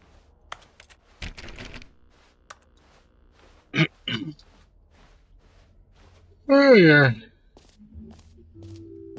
I suppose I could allow only people named Jim to play the Stanley Parable 2. That would actually save me the work of finishing this feature.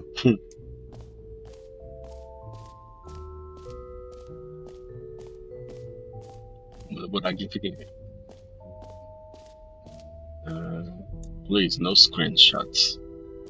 Okay, I'll be honest, I haven't yet decided on this one. I think that in the new version, the office could use a bit of decoration, like balloons. But I'm undecided on Get Well Someday and Happy 12th Birthday. Which would you go with? You know, sometimes when you solicit another person's opinion, it makes you realize that you knew which one you actually really wanted all along. Happy 12th birthday, step-niece, it is. Okay. Or actually, maybe I should have gone with... No. No, I've made my decision, we're moving on. Levantando a 6 de ano. Cara, que foda, velho. Na moral.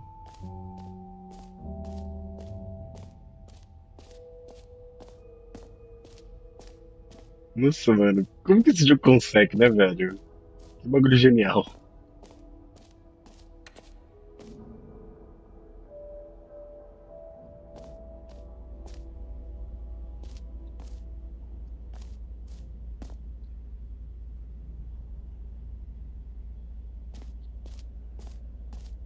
Stanley, here's an idea that I'm truly fond of. It's never been done before in a video game.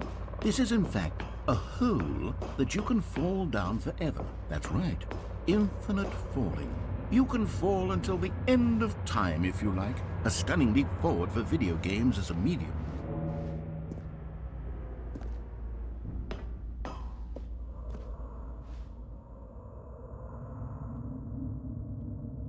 Eu não sei se eu quero. Ui! You see, isn't it wonderful? One of my more ingenious concoctions, if I do say so. Now then, since you've gotten to see the infinite hole, you can press the teleport button to pop back up to the top, and we can continue onward. Nah, eu não sei. Now, I don't mean to be a bummer, but I do recommend you use the teleport button to go back to the top. Maybe do it on the sooner rather than later spectrum of things. Nah.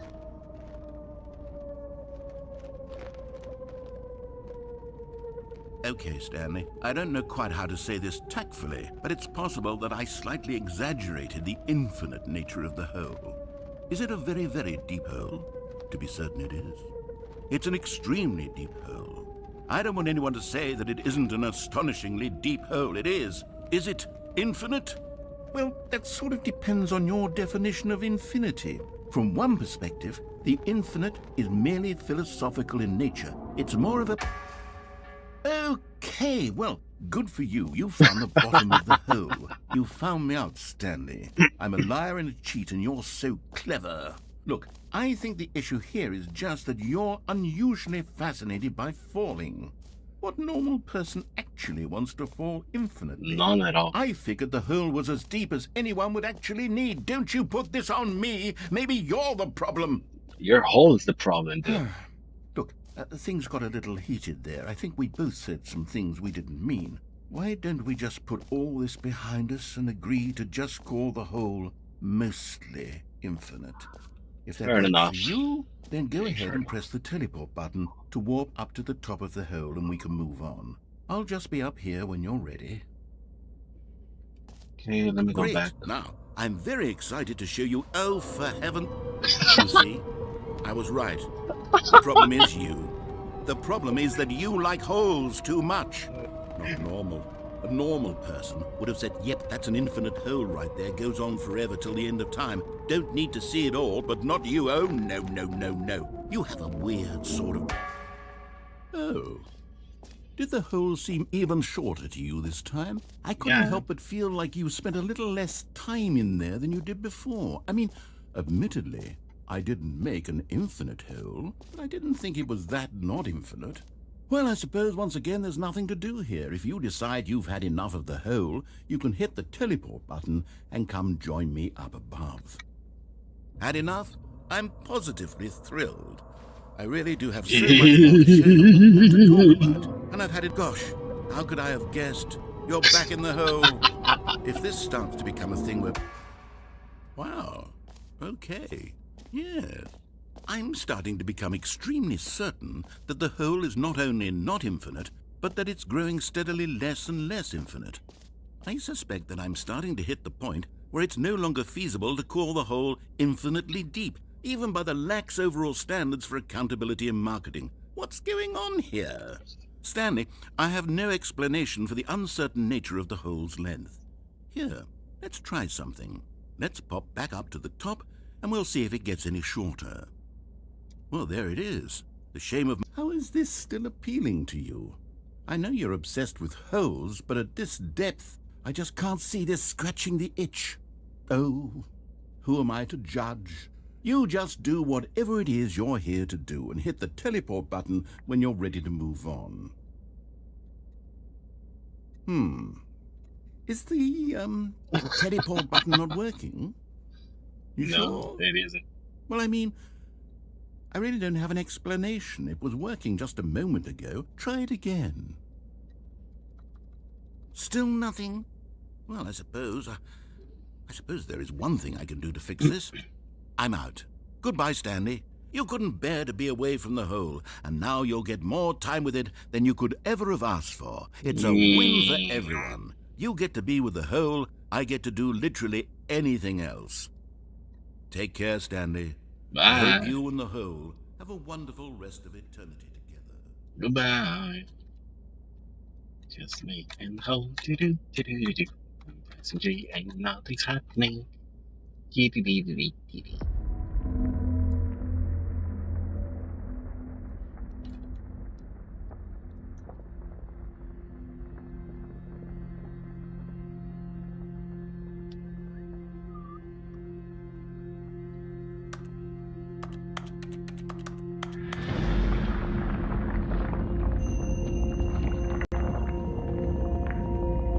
Every pause button is a Roman numeral 2. Just two of us. Just two.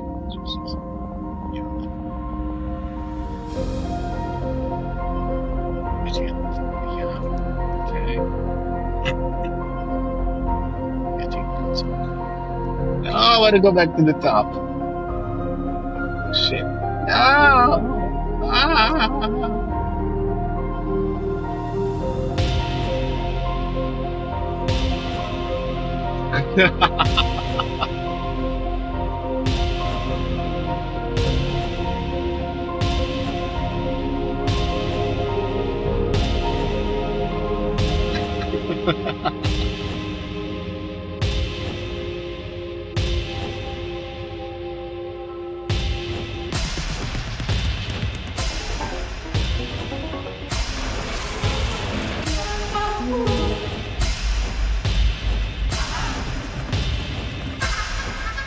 Virou novela mexicana.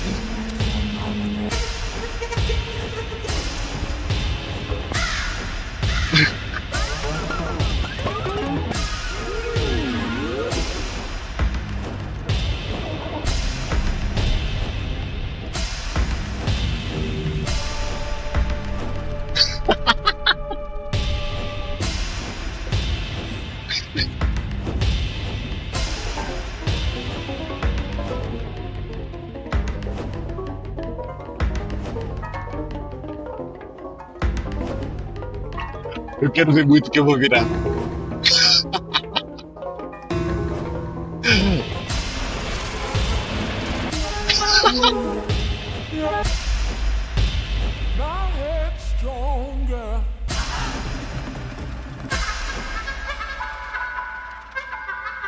Cara, que jogo bom, velho. Vai tomar no cu. Yo!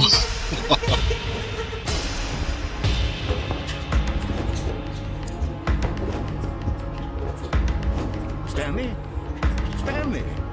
Stanley! Ah, qual é? Eu It tava me seems you had sort of divertindo. dozed off there, drifting away into dreamland. But we can't have that, Stanley, because this hole is just so darn fascinating that I want you to be wide awake for every second of it. You don't want to miss a single moment. So how about if I just pop in from time to time and wake you up to keep you really truly focused on the hole? From the looks of things, you and I will have many, many years here in this hole, and I'm looking forward to all of them. Stay alert, Stanley. I'll be back. Toodlepip. Do it again. Do it again. Do it again.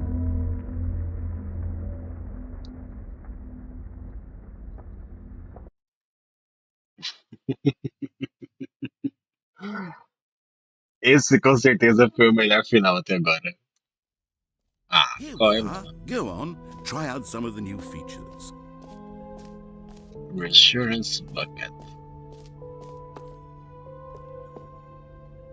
A common complaint of the Stanley Parable was that it was confusing and paradoxical, that it engendered a chaotic sense of reckless despair in those who played it. Well, I'm happy to say that after much consideration, I've engineered a clever solution to this fundamental problem with the game. It's the Stanley Parable Reassurance Bucket. You see, Stanley, anytime you're holding the bucket, a sense of calm and and ease will will fill your mind and your heart. It's It's true. true. As long as you hold into the bucket, the many remember the disorienting disoriented contradictions interactions of the of the Stanley Stanley Parable Parable will feel perfectly normal and and perhaps perhaps even more comforting.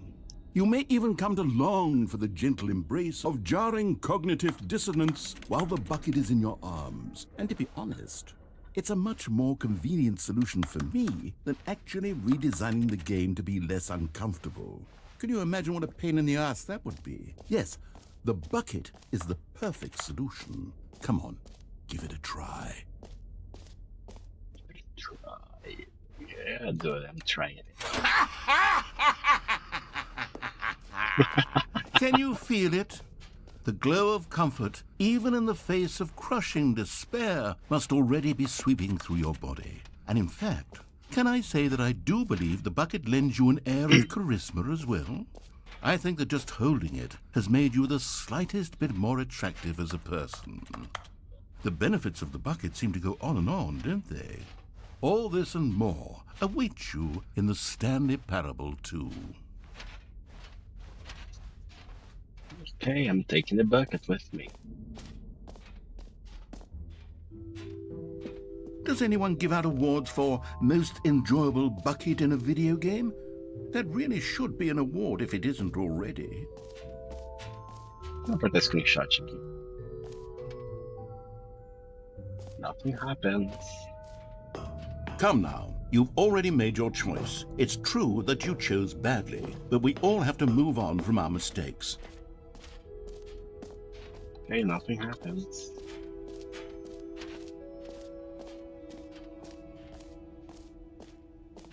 Cadê a saída?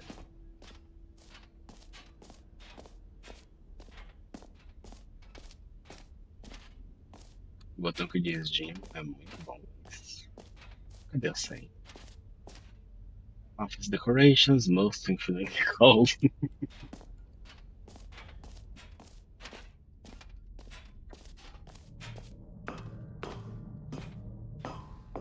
Cara, esse jogo é muito incrível, mas nossa. Aqui é o buraco, né? É o buraco.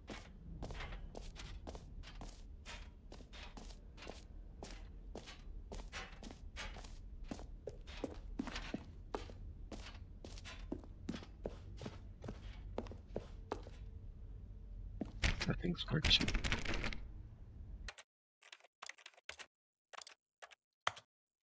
Eu não tenho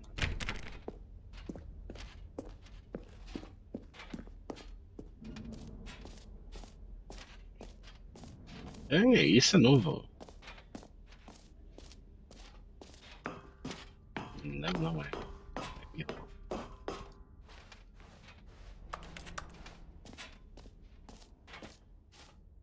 Aqui é o botão. Tá, cadê a saída?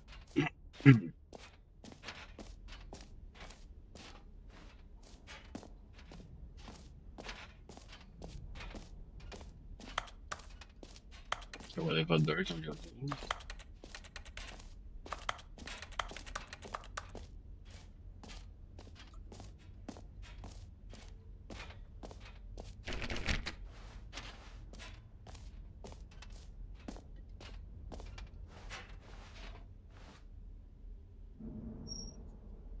Se eu estou no 5, a saída é por aqui. A saída é por aqui.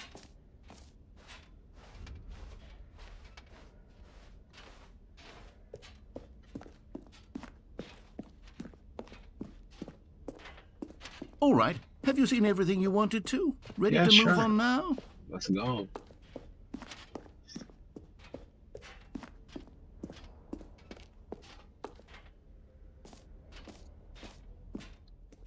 So, Stanley, what do you think?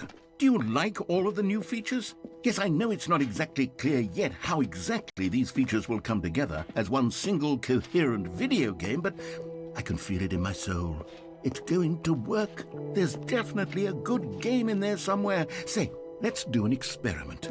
I'll arrange these new features together, and we'll see whether or not it coheres into a meaningful gameplay experience. Okay. Are you ready? Here it is. I give you the Stanley Parable 2. Woo!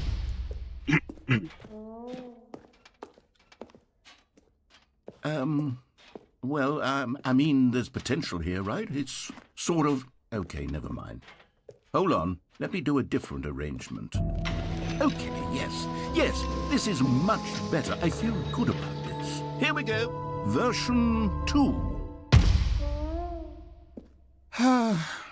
Who am I kidding, Stanley? This isn't a coherent video game at all. It's a lot of gags. And I do very much enjoy creating gags, but they don't add up to anything. I wanted more than anything to create a sequel that would capture all the magic of the first game. I wanted fans to love it. No matter how good these gags are, they won't stand on their own. They would need the structure and the gameplay of the original. Wait, maybe that's it. I can take the original Stanley Parable and simply, well, insert a few of my new features into it. Tastefully, of course. With respect. With care for the vision and integrity of the original game. Would it possibly work? I suppose it could. But it would need a really, really tremendous title screen. A title screen that says with bold and uncompromising conviction, "This is the Stanley Parable 2." Let me see if I can whip something up. All right, perfect. Go ahead. Take a look.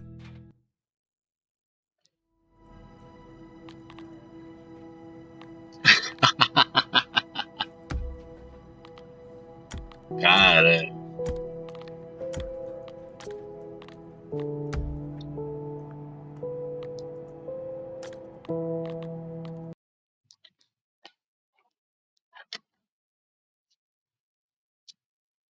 This is the story of a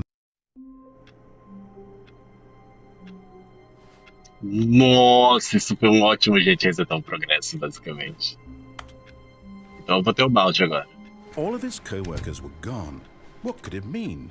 Stanley decided to go to the meeting room. Perhaps he had simply missed a memo.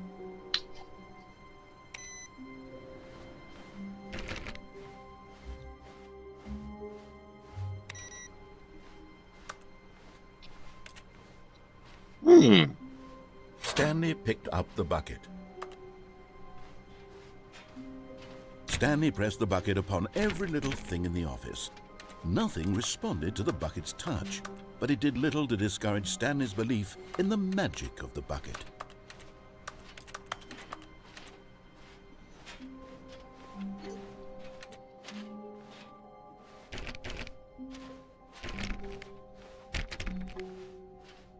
Stanley clutched the bucket tightly to his chest and entered the door on his left.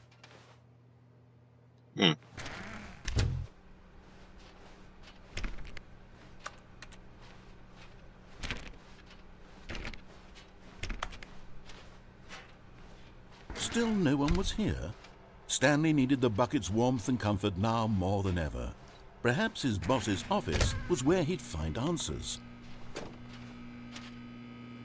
Oh, Stanley, can you feel it? The broom closet. It wants the bucket. You can feel that, can't you? The aura of jealousy? It's as clear as day. This broom closet believes it deserves the bucket. I can really feel it now. It's a bucket. It belongs in a broom closet. That's what the broom closet is trying to say here. It's supposed to go with the other cleaning supplies. Good for you, Stanley. Don't give in. Don't hand over the bucket. I know how hard it must be, given the pressure that the broom closet is putting on your shoulders right now, but you have to be strong. This is your bucket. This is your companion and lifelong friend. You can't hand it over. Oh, no. We're getting into name-calling now, it seems. Is this how low the broom closet has sunk, that it has to resort to this stream of petty insults simply in order to get you to hand over the bucket? Stanley, I never liked this broom closet for a variety of reasons, but even this is worse than I had imagined. And wait, now the broom closet has the gall to imply that you and the bucket are not truly deep and lasting friends? Não! That your relationship is purely superficial and convenient? That your life is so banal and meaningless that you'd feel the same sort of kinship towards any inanimate object which happened to lay in your path in an even partially enticing manner? Well, I never. Go on, Stanley. Lay into it. Really tell the broom closet off for its demeaning comments. Expand on the wide variety of experiences you and the bucket have shared together. Go through each of them point by point. Share your journal entries detailing the rich emotional landscape of your feelings for the bucket as they have changed and evolved over the years. Let him have it. Ok, vou levar o balde. Coming to a staircase, Stanley and the bucket walked upstairs to the boss's office.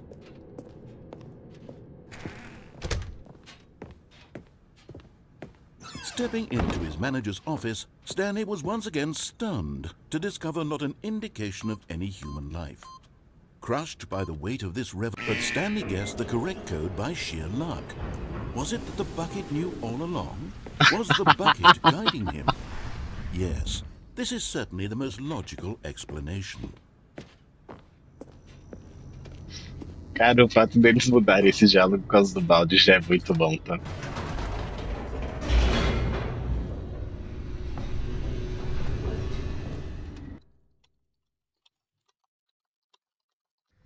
The elevator raced downward, plummeting towards an unknown fate. It would be all Stanley could do to keep himself together, if not for the bucket. Soothing him, comforting him, reassuring that in this darkest moment of uncertainty, he would be all right. The bucket is here for you, Stanley. Everything will be fine.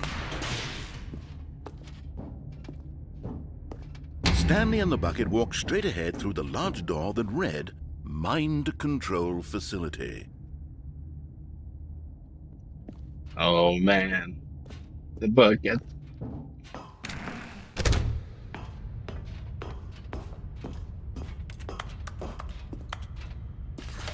The lights rose on an enormous room packed with television screens. What horrible secret did this place hold? Stanley and the bucket both wondered to themselves.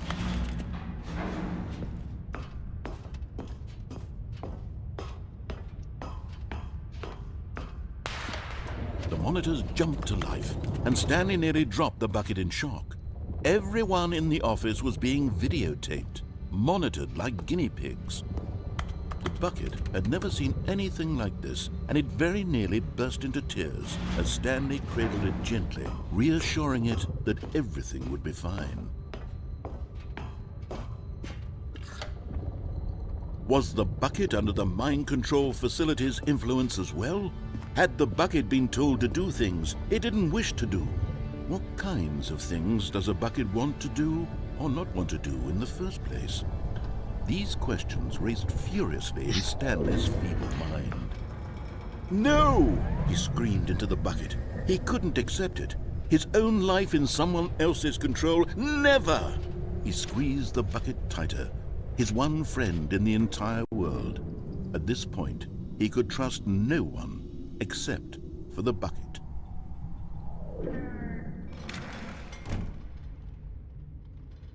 But here was the proof. The heart of the operation. Controls labeled with emotions, happy or sad or content. Walking, eating, working, all of it monitored and commanded from this very place. And as the cold reality of his past began to sink in, Stanley decided that this machinery would never again exert its terrible power over another human life. For he and the bucket would dismantle the controls for good. Two best friends, Stanley and the bucket, up against the world. They high-fived in a really cool way, and the bucket made a sassy comment about taking down the system. Nah, I'd win. But at the last second, the bucket jumped in and pressed the button to turn on the controls. Stanley gasped in horror. Had this been the bucket's plan all along? To take over the machine and claim the power for itself? How could the bucket have betrayed him like this? Stanley was prepared to throw the bucket away in disgust when suddenly an image appeared upon the enormous screen. Birds. Silly birds. Silly birds. The control buttons became active again.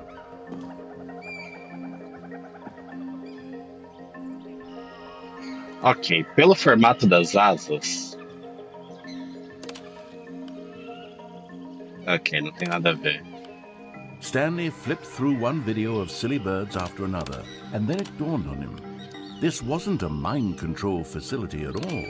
It was a facility for monitoring and surveilling silly birds all over the world.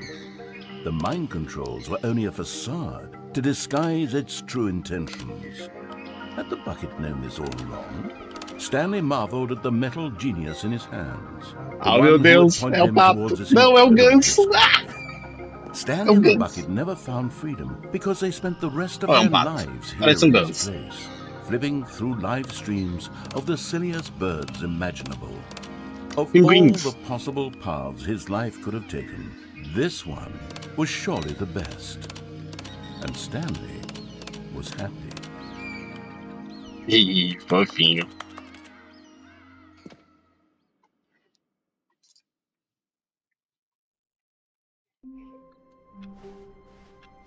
All of his co-workers were gone. What could it mean? Stanley decided to go to the meeting room. Stanley lifted the bucket into his arms, and a wave of comfort rushed over him. Stanley clutched the bucket tightly to his... This was not the correct way to the meeting room, but Stanley had felt the bucket calling to him, telling him that the employee lounge was simply the place to be. And here it was. Had the bucket turned out to be correct? No, never mind. The bucket was wrong. Stanley took the door on his left to go back to the meeting room. No, said the bucket. Don't go to the meeting room. Go somewhere else. The cargo lift, yes. Go there. Good, said the bucket. Now ride the lift all the way to the top. There's something up there I need you to do. Stanley did not question why or how this bucket was speaking to him. It should have alarmed him, of course, because buckets can't talk. But Stanley chose not to think about this obvious fact. He was firmly convinced that the bucket had spoken to him, and he unthinkingly did whatever the bucket asked. No, stop. Look there on the wall, you see? There's a sign right there. It says, "No buckets past this point." Stanley, how could you think it was okay to bring the bucket here? Unless, what if the problem is that you actually don't know what is a bucket and what isn't a bucket? I suppose that would explain a lot about your behavior up to this point. Which, if that's true, well, my goodness, I think we have to do something about it. This misunderstanding could have dire consequences on the entire rest of the game if not addressed quickly and properly. So much of the impact of the story is dependent on your understanding of what is and isn't a bucket. Please, step in here for a moment. O cara vai me dar uma aula do que é o que não é um balde. Não é possível. Now then, I'm going to run you through some test scenarios, and you'll tell me whether or not the thing I'm showing you is a bucket. Simple enough, right?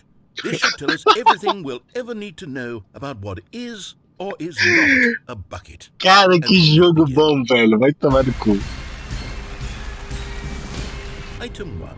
Is this a bucket? Eu quero errar de propósito. Correct. It is a hologram of a bucket, not an actual bucket. Ué. Item 2. Is this a bucket? I don't know. Maybe this is a bucket. Correct. It is a 3D printed recreation of a bucket, not an actual bucket.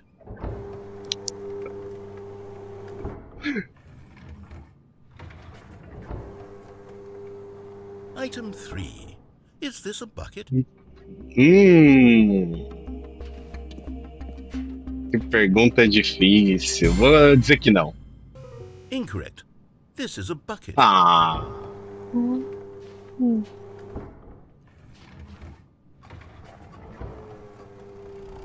Item 4. Is this a bucket? Sim. Are you hallucinating? This is a tractor. It's an enormous machine that tills the earth. I thought this was a gimmick. How on earth did you manage to screw it up? Absolutely incredible. Let's just move on to the next one.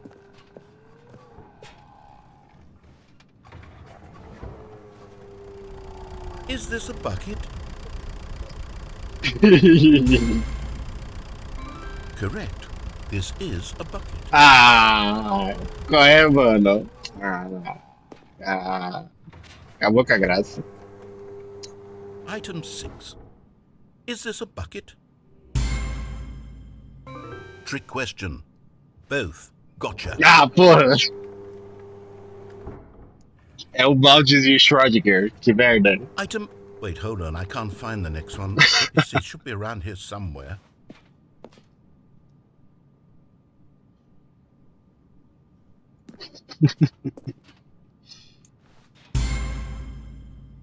Okay, you and I both know there isn't anything here. And I don't appreciate the implication that nothing is a bucket when we both clearly know that a bucket is something, and therefore nothing could possibly be something. Unless, in your twisted mind, have you somehow convinced yourself that a bucket is nothing? Answer me straight, Stanley. Do you believe that nothing is a bucket? Is a bucket of nothing. You know what? I'm too confused to even sort it out. I've lost all sense of perspective. What is a bucket? What isn't a bucket? Mere moments ago I could answer these questions with confidence. And yet now I'm somewhat adrift. Do any of us know what a bucket is? Am I a bucket? Stanley, I can't keep doing this. I'm losing myself, and myself was all I ever had to begin with. I'm afraid the bucket is threatening to tear our relationship apart. I can't have that. I'm sorry. but I'm going to erase all buckets from the game entirely. Okay, Não! here we go. Não apague o balde. Ah, ele apagou o balde. Vai que ele apagou o What balde. happened? Is everything gone? Why did everything disappear? Wait, Tudo é um was balde. everything a bucket? Every single thing in the game was a bucket. Oh my God, I had no idea. How could... except me. I'm not a bucket after all. And you, Stanley, you're still here. You're not a bucket either. Oh, this is wonderful news. We're not buckets. Yes, I actually feel much more at ease right now. It's delightful to get some clarity on that issue, but it doesn't change the fact that we haven't got a game. So, tell you what, I'll reset everything and we'll put back all of the buckets, okay? And we'll know that it's all a bucket. But if you run into anyone else, maybe don't mention that. Who knows what that information might do to a person? All right, here we go. Que ótima maneira de dar um risete, cara. Impressionante. A Ok. soft wind blew outside and perhaps rain started, and if it did, it stopped shortly after. Stanley hoped that he would one day see weather. The confusion and the chaos all seemed to melt away as Stanley embraced the bucket. Stanley clutched the bucket tightly to his... This was not the correct way to the meeting room, but Stanley had felt the bucket calling to him, telling him that the employee lounge was simply the place to be. And here it was. Had the bucket turned out to be correct? Was it... No, never mind. The bucket was wrong. Stanley took the door on his left to go back to the meeting room.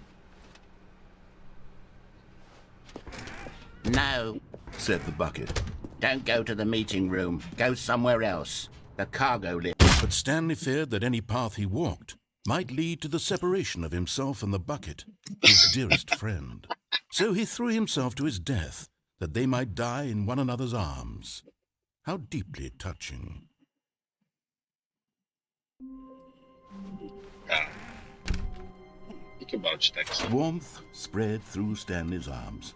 With the bucket in his arms, Stanley clutched the bucket tightly to his chest. This was not the correct way to the meeting room, but Stanley had felt the bucket calling to him, telling him that the employee lounge was simply the place to be. And here it was. Had the bucket turned out to be correct? Was it... No, never mind. The bucket was wrong. Stanley took the door on his left to go back to the meeting room. No, Said the bucket. don't go to the meeting room. Go somewhere else. The cargo lift, yes. Go there. Go to the cargo. Good. Said the bucket. Now ride the lift all the way to the top. There's something up there I need you to do. Stanley did not question why or how this bucket was speaking to him. It should have alarmed him, of course, because buckets can't talk. But Stanley chose not to think about this obvious fact. He was firmly convinced that the bucket had spoken to him, and he unthinkingly did whatever the bucket asked.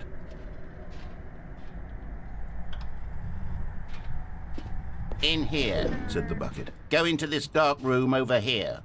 Stanley once again obeyed blindly.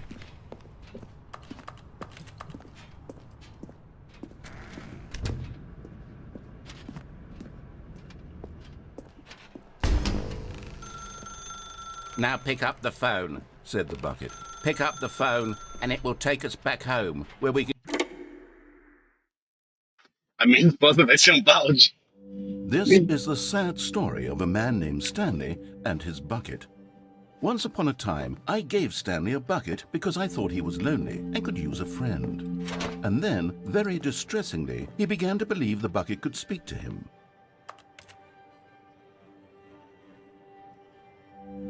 The Stanley Parable Reassurance Bucket was merely meant to provide the comforting glow of companionship.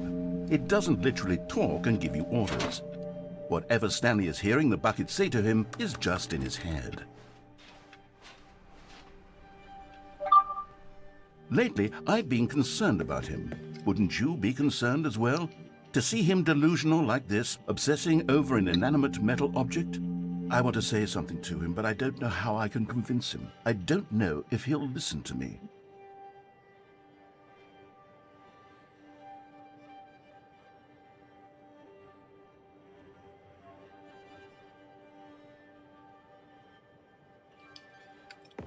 Hum.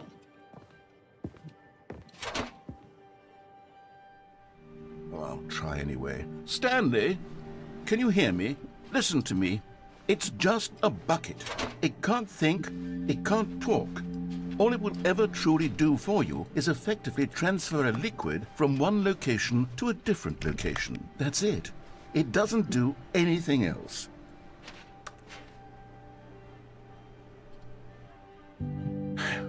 You see, he's not listening. He's still taking orders from the bucket. You know, once upon a time it was me he took orders from, me he trusted and listened to. Now all he cares about is his awful bucket, this stupid hunk of metal. It's sad, but I suppose he doesn't need me anymore. From now on, he's just going to cling to this bucket, this cold, empty bucket, this sort of shiny bucket. Well, I'll give it this. The bucket does have a nice shine to it.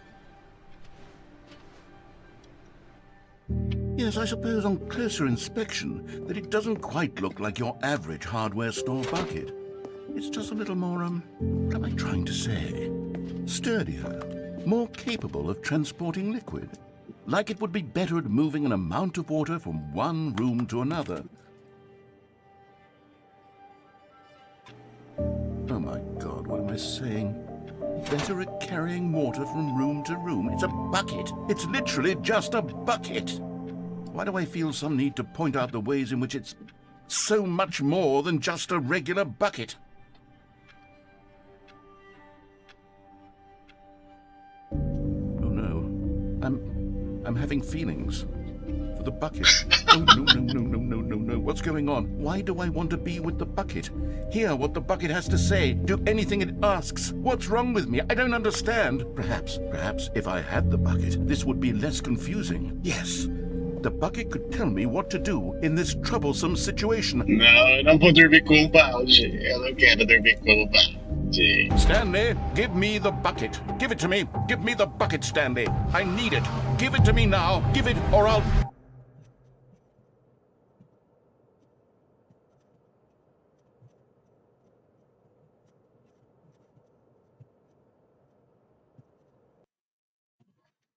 Caralho, velho.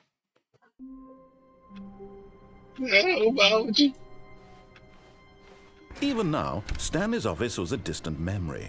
What did it look like? There was a computer, perhaps, and a painting. Was it a painting or a photo? He could no longer recall.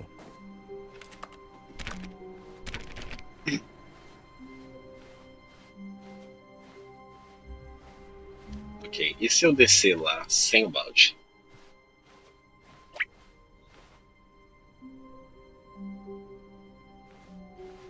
When Stanley came to a set of 2 open doors, this was not the correct way to the meeting room, and Stanley knew it perfectly well. Perhaps he wanted to stop by the employee lounge first, just to admire it.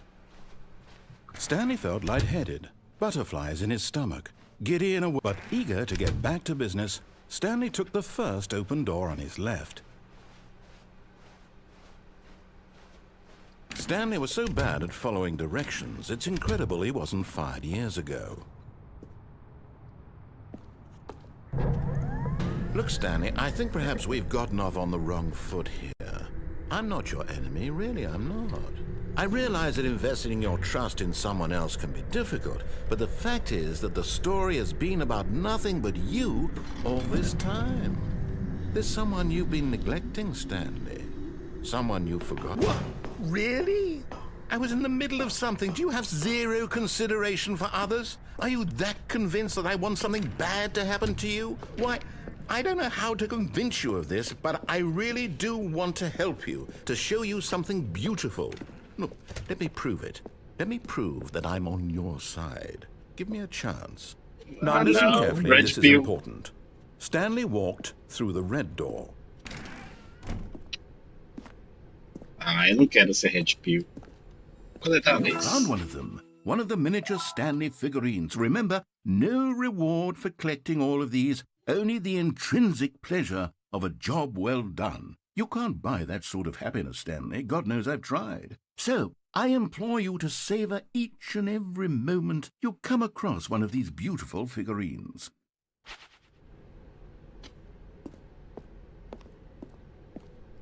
Ah, mas eu não quero ser um HBO. Aha, perhaps you misunderstood. Stanley walked through the red door. I still don't think we're communicating properly.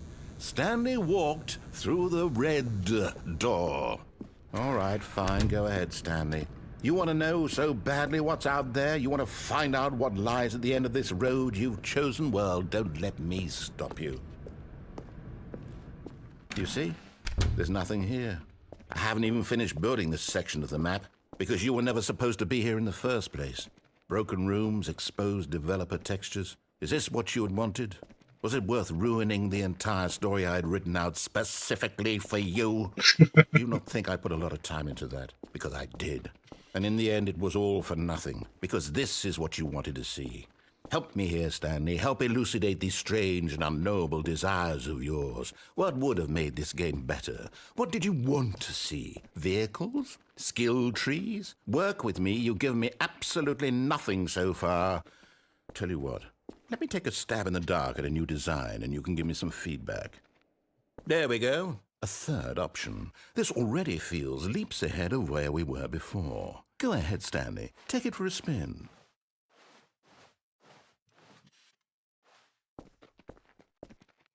Okay, I'm going to stop you there. Now, tell me about your experience with this new version.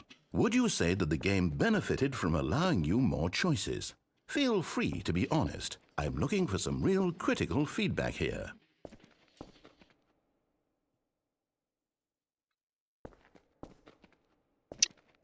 I'm gonna be a bad guy. No. Aha! You see, I knew I was onto something. Where do these flashes of inspiration come from? How did I know the game needed a third door? Well, it's instinct mostly, a calling in your gut. I really couldn't say where the idea came from, except that I felt it in my soul. You can't teach that, Stanley. Don't even try. Here, based on the data from your previous playthrough, I've compiled a new version. And to be perfectly candid, I think I've knocked it out of the park with this one. Let's take a look.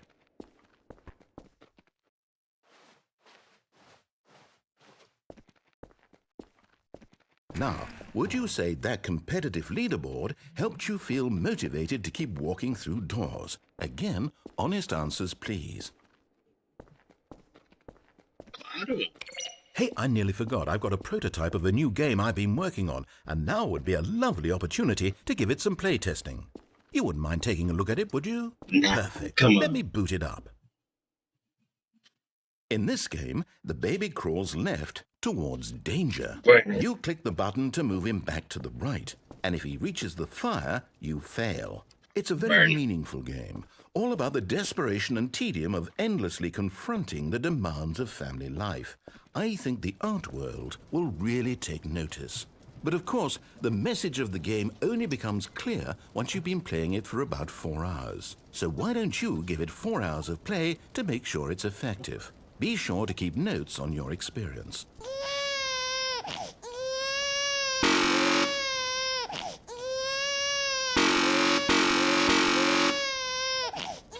Burn the baby, burn the baby, burn the baby. You heartless bastard.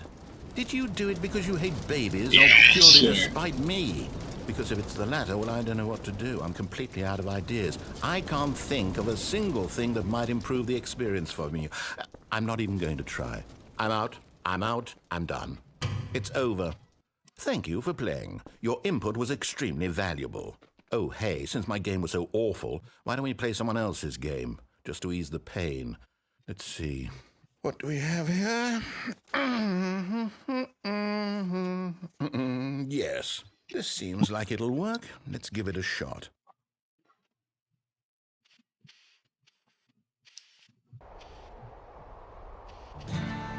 Aha! Yo, what the do you think this fuck? game is about, Stanley?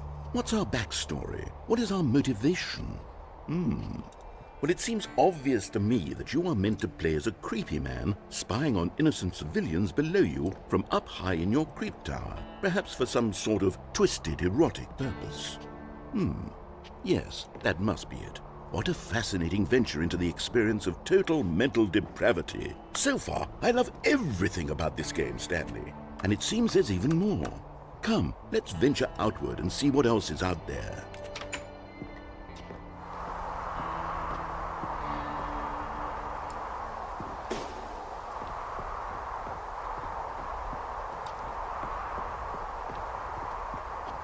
Oh no. No, it can't be. What?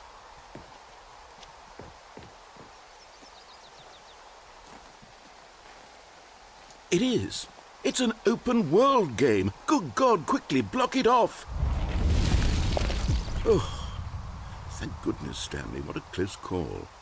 You nearly wandered off into that thing. That big, open, just wandering around. No right or wrong directions. No path to follow. You can just go in any... Oh, thank heavens we avoided it. We're out of the woods now, Stanley. Okay, I'm going to get us out of here. Let's find another game. Preferably something with walls. Something with nice, big, insurmountable walls. Okay, I think this will be just the thing.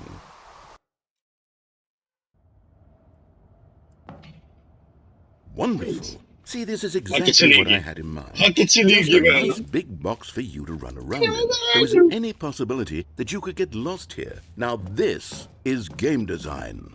Stanley, if you manage to get lost in this game, I will be phenomenally impressed. Okay, so what exactly do we do here? Let's see. There are lots of cars here in the back, but obviously there's no racetrack.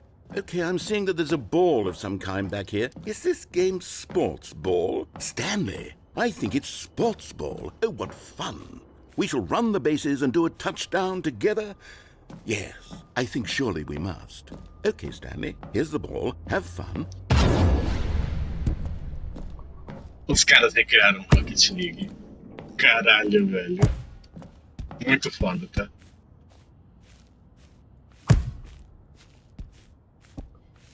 Cara, que foda. Are you doing it? Are you winning? Is this fun? Is it better than my miserable little story that I worked so hard on? Stanley, I have a thought, and I realize I'm not a sportsologist, but if one ball generates a certain amount of raw adrenal pleasure, then surely multiple balls makes for an even more euphoric sports experience. I'm going to try it out. Here comes another ball. Yes!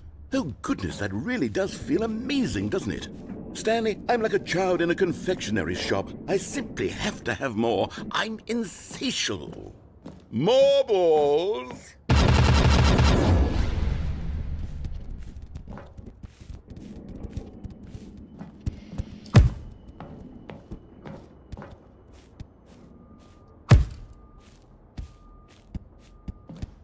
Are you enjoying this, Stanley? Are you having fun? Is this a real video game?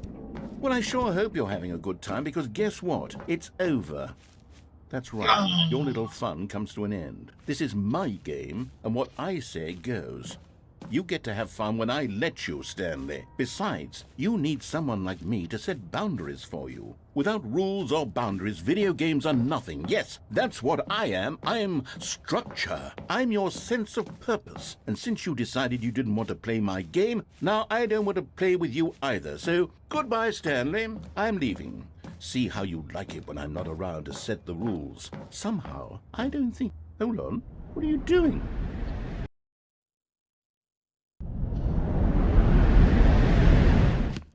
Stanley, don't do that. I can't follow you there. I can't help you. How will you write a story without me? You can't do it. You know that. Stanley, come back.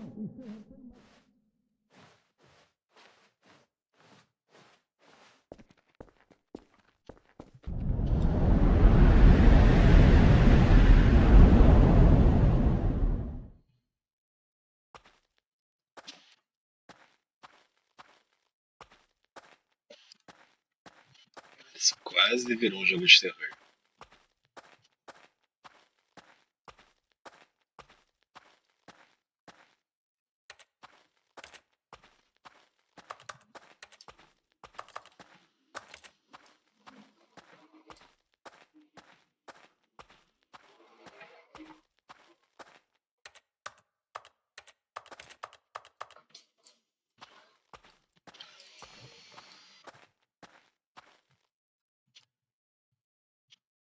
I Tipo, wonder what quase he aconteceu. found.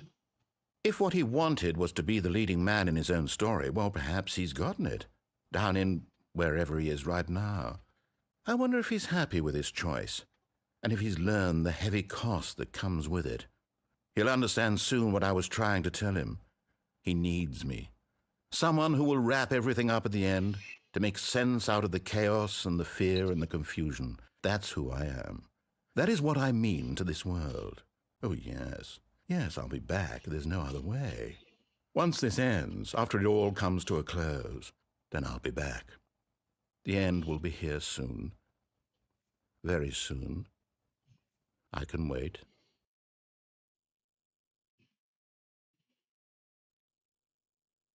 Yeah, me too.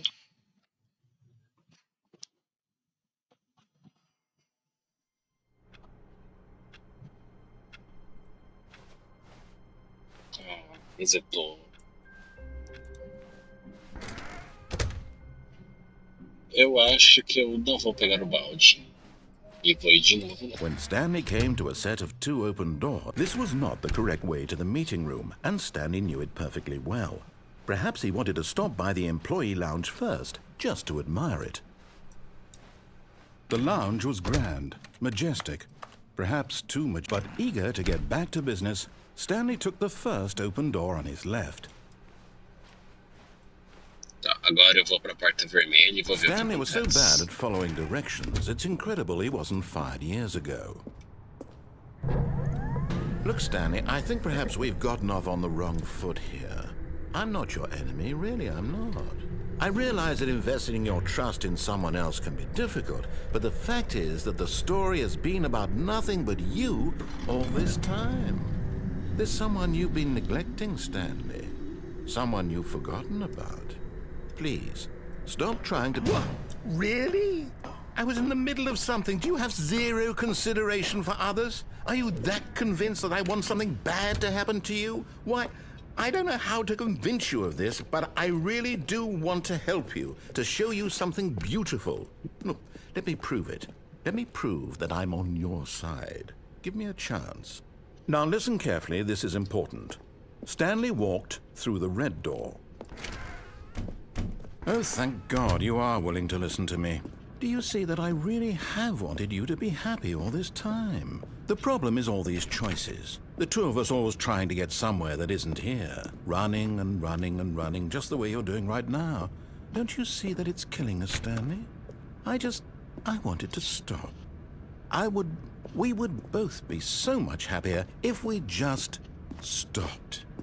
And I think I have a solution. Here, let me show you.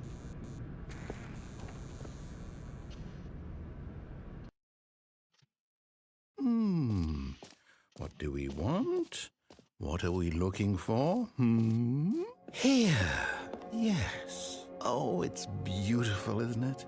If we just stay right here, right in this moment with this place, Stanley, I think I feel happy. I actually feel happy. No, wait. Where are you going? Right. Where were we?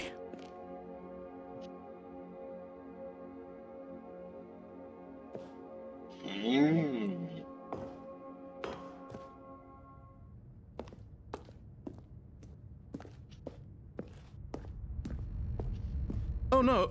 Stay away from those stairs. If you hurt yourself, if you die, the game will reset. We'll lose all of this.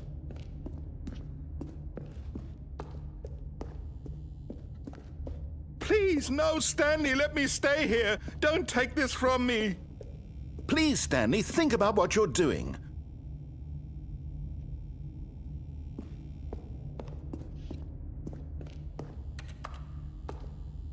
I'm gonna jump. 1, 2, 3. No. What? No! I didn't die. Thank God. You lived. You had me worried there for a moment.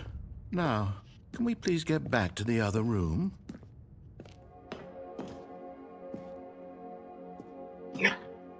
jump again.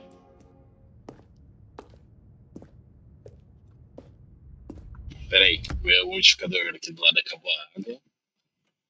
Deixa eu colocar mais um pouco.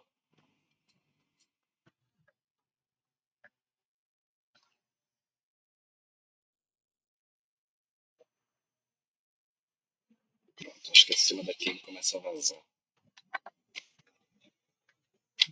Pronto.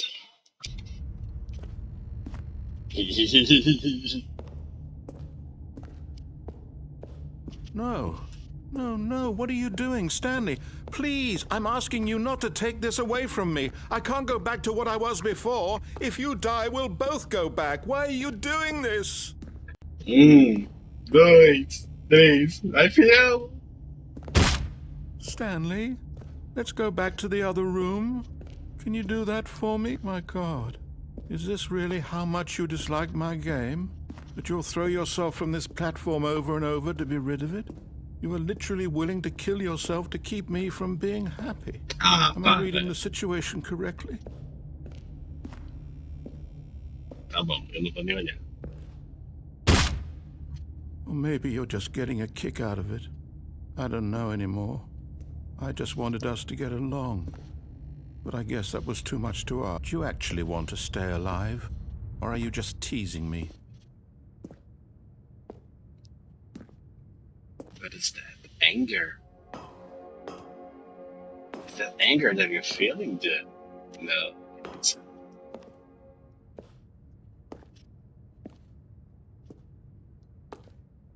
I'm gonna jump again.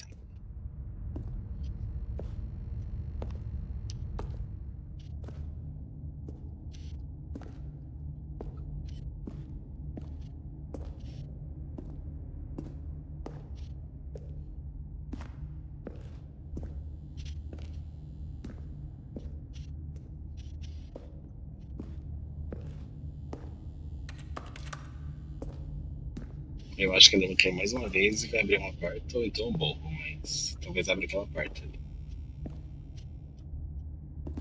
Is it over? It's going to restart, isn't it? I'm going back.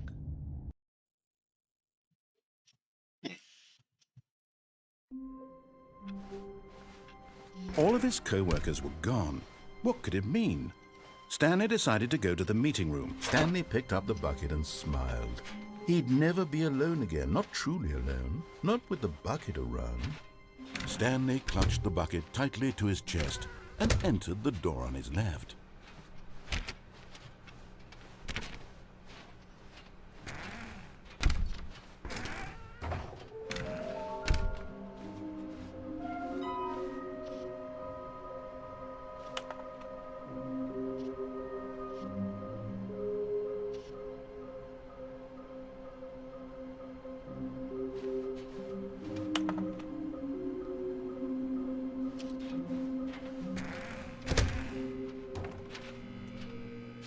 Oh, Stanley, can you feel it?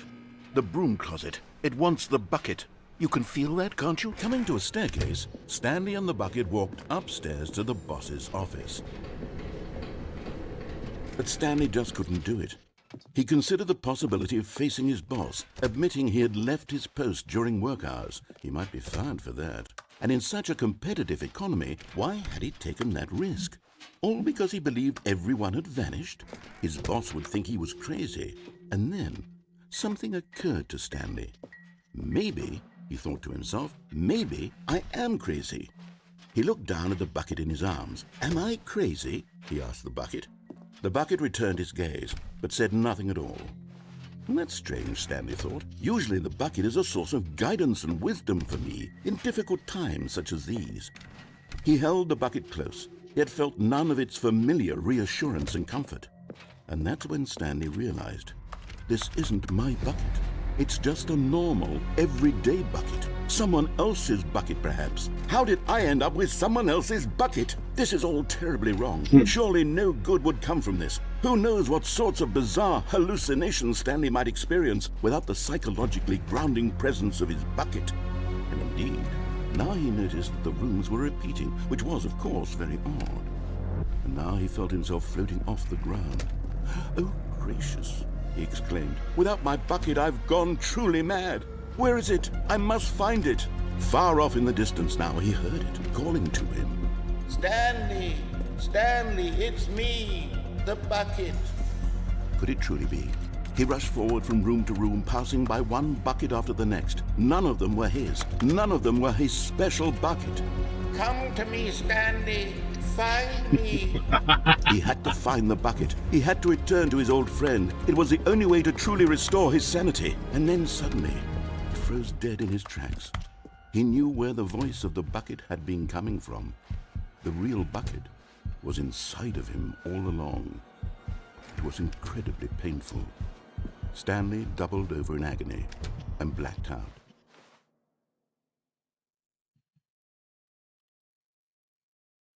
This is the story of a woman named Mariella.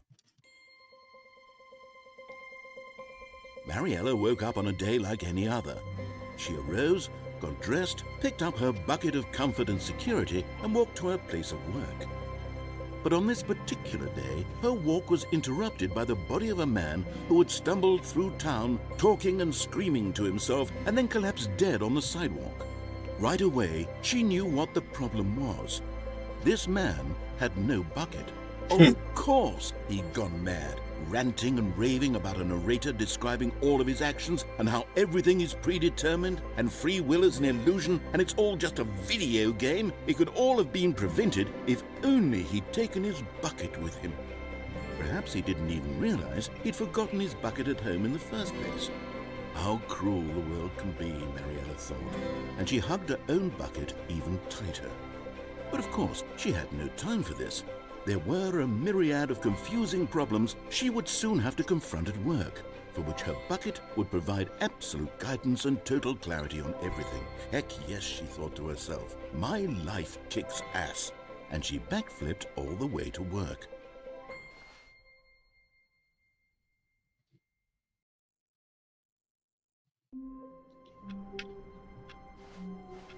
Even now, Stanley's office was a distant memory. What did it look like? There was a computer, perhaps. The good old bucket. Just Stanley and the bucket, off on another thrilling adventure together. Os computadores ficando meio doido, né?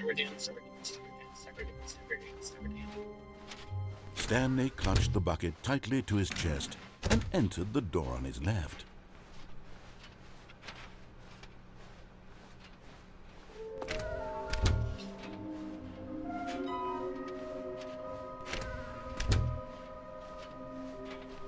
Coming to a staircase, Stanley and the bucket walked upstairs to the boss's office.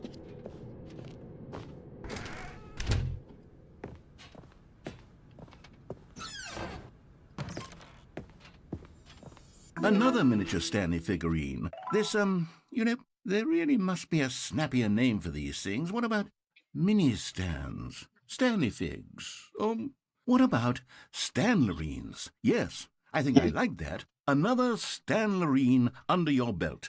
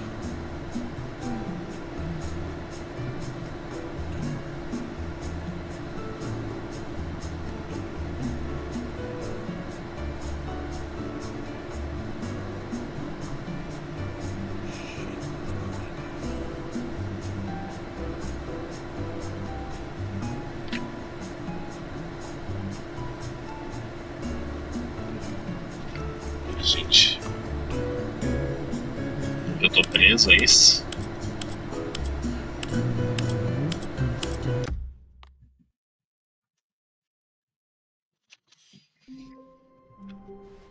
Eu levo a impressão que eu All fiquei of his preso. co-workers were gone.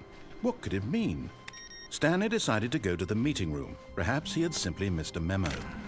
Where are we going today? The bucket asked. Stanley just smiled.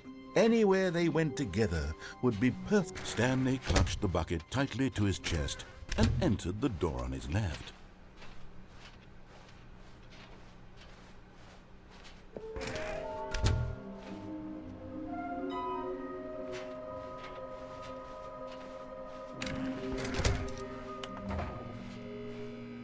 Oh, Stanley, can you feel it? The broom closet. It wants the bucket. You can feel that, can't you? The aura of jealousy. It's as clear as day. Coming to a staircase, Stanley and the bucket walked upstairs to the boss's office.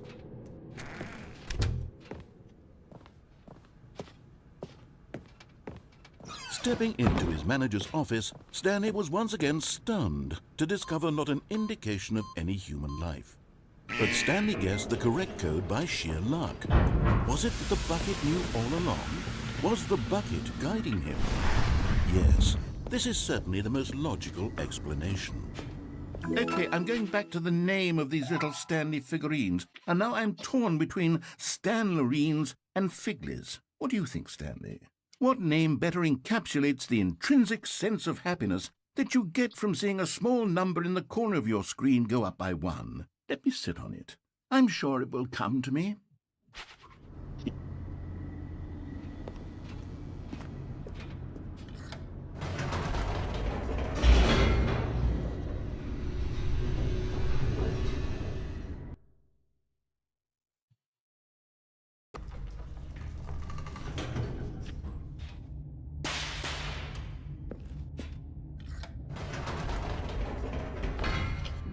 Wait, Stanley said to the bucket. Can we go back up?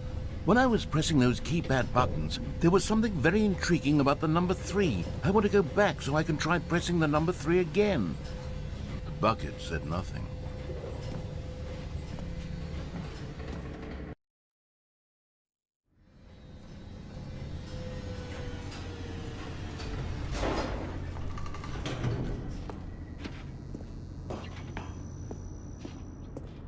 Here we are, said Stanley. Now I'm going to try out that number 3 button.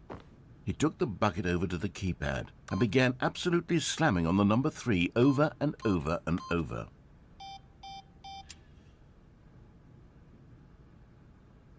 Wow, he said. The number 3 is such a special button. I'm having the time of my life. Stanley looked expectantly at the bucket, but the bucket remained silent. This was a shock to Stanley, who had always felt such a connection with the bucket. How was this not as exciting to the bucket as it was to him? Once Stanley had had enough of the number 3, he got back in the elevator. Tem alguma coisa com esse número 3, cara.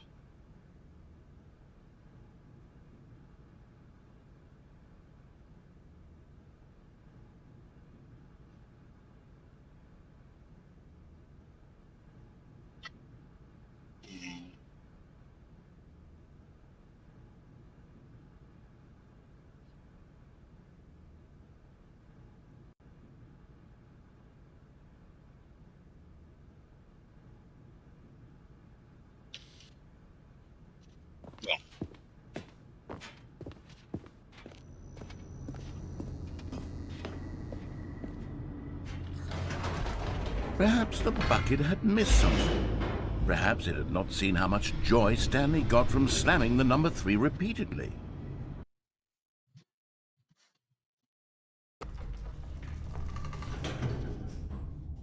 A hint of regret nagged in the back of Stanley's mind. Should he demonstrate the number 3 for the bucket again? No, said Stanley to the bucket. You can't go on yet. Not till you understand how much the number 3 means to me. You and I have been through so much together, and I just want you to see what I see. Feel the happiness I feel. He smiled at the bucket, and the bucket said nothing.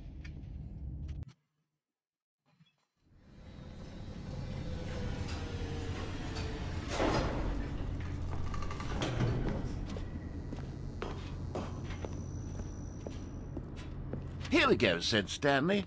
This time I'll really show you. He ran to the number 3 and began to wail on it like a musician on a beloved instrument, weaving a concerto of truth and passion. He wielded the number 3 like a fine artist would wield a paintbrush. He told stories through the number 3, stories of his dreams and hopes and fears. And the whole time, he looked to his bucket for a reaction of some kind. Anything to let him know that the bucket appreciated what he was doing. The bucket conveyed absolutely nothing at all, only silence. Crushed by a wave of dejection, Stanley returned to the elevator.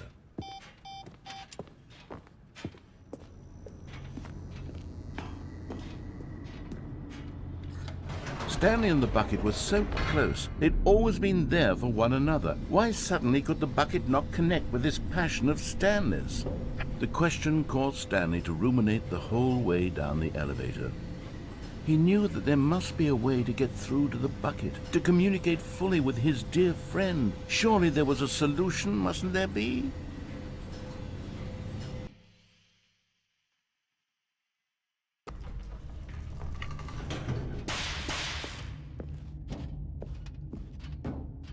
Stanley and the bucket walked straight ahead through the large door that read, Mind Control Facility. Although this passageway had the word escape written on it, the truth was that at the end of this hall, Stanley and the bucket would both meet a violent death. The door behind them was not shut. Stanley and the bucket still had every opportunity to turn around and get back on track. At this point, Stanley and the bucket were knowingly walking forward into a very painful death for each of them.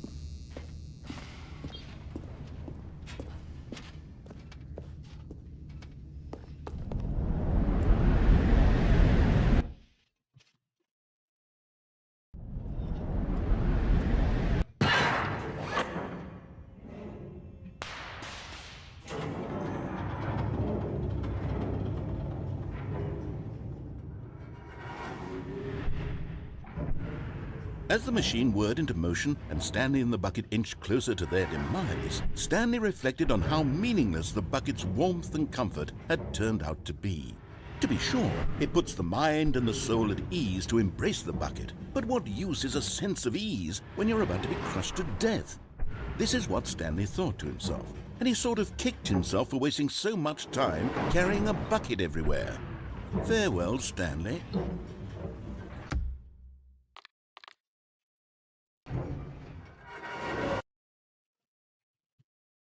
Farewell, Stanley, cried the narrator, as Stanley and the bucket were led helplessly into the enormous metal jaws.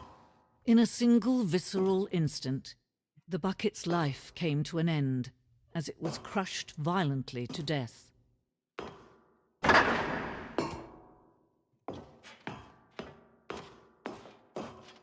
It was a shame, the death of such a magnificent bucket. It's true that all buckets are radiant in their own way, but this one stood above the rest. It was a glorious bucket to behold.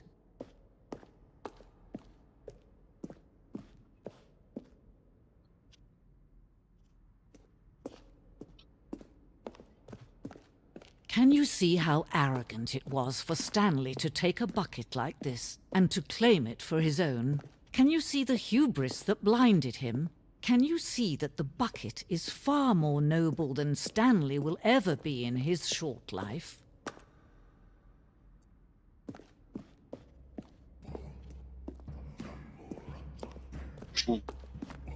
No man can own a bucket, and certainly not a bucket as dazzling to behold as this one. It is man who should kneel before the bucket.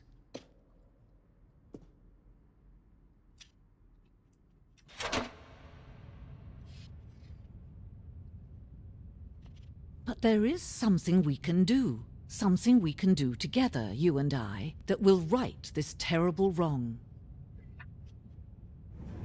Let Stanley die. Let him be crushed by the machine. Don't reset the game. Don't give him another opportunity to run off with another beautiful bucket.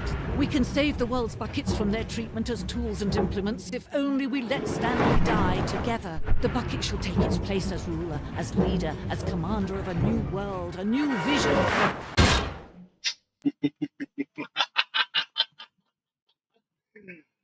Balde morreu.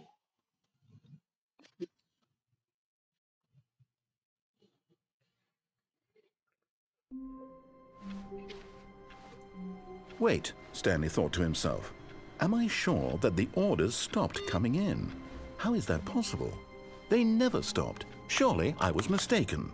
No, the orders were still missing. For now.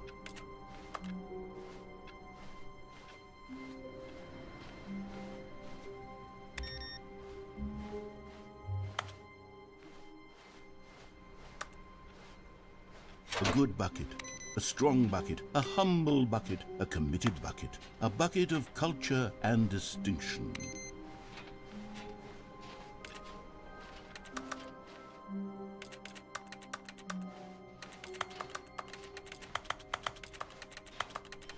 Stanley clutched the bucket tightly to his chest and entered. This was not the correct way to the meeting room, but Stanley had felt the bucket calling to him, telling him that the employee lounge was simply the place to be.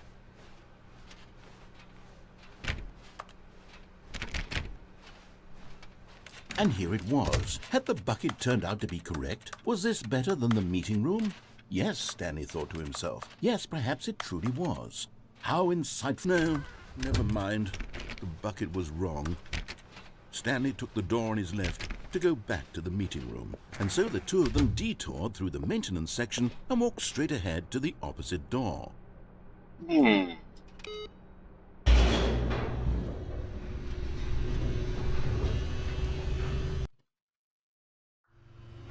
Oh, good, Stanley. I'm glad you found your way here. I knew you'd find this place eventually. You see, your friends and I are concerned for you, Stanley. We've come together here because we care about you very much. It's this bucket you're carrying around everywhere. The bucket isn't even from the original Stanley Parable. It's just sequel content. We're the ones that matter, Stanley. Classic characters from the first game, like the Adventure Line and the Broom Closet. Because that's what fans want from a sequel. They want more of their favorite jokes, not this bucket that they've never seen before. Yes, I know I'm the one who gave you the bucket, but you're spending too much time with it. Don't you want another story involving the Adventure Line? We could make the Adventure Line go somewhere new. Yes, that's what the fans want. Let's do it. Whee! Look at that wacky line. Who knows where it'll go off to next? Oh, and it played some silly music as well.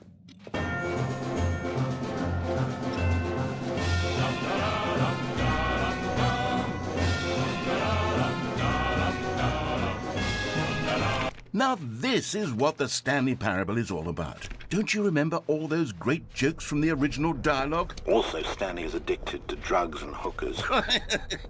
Yes, it's as classic now as it was back then. Let's do it for the fans, Stanley. Let's give them more content exactly like this. But if we want to do that, you're going to have to give something up.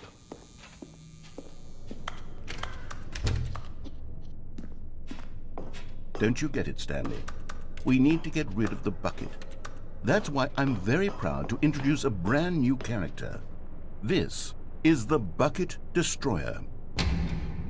No! I think it'll make a wonderful new addition to the rich lore of the Stanley Parable. True, it also was not in the original game, but it's such a well-fleshed-out character with so much personality that to me it already feels as though it's been part of the cast all along. Don't you agree?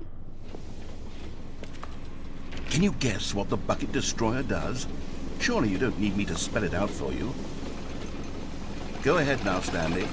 Say goodbye to the bucket, and then pop it into the machine when you're ready.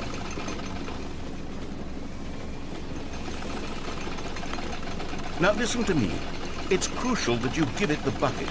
I don't know what the Bucket Destroyer will do if it can't destroy your bucket. Destroying buckets is all it knows. That is its singular personality trait.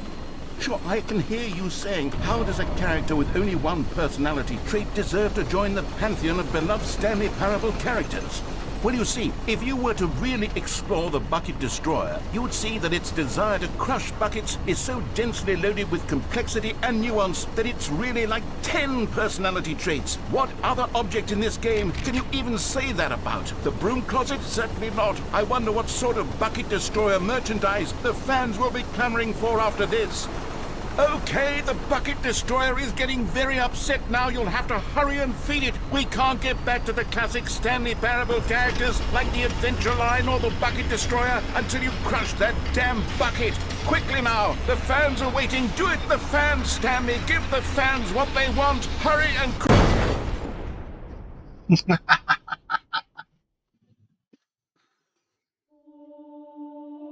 Mano,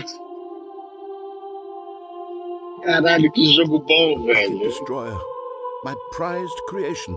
You had so much potential. We were going to do such marvelous things with you, tell such spellbinding stories about you. All of it squandered now. Goodbye, new friend. For the moment in time that you were here, you were magnificent.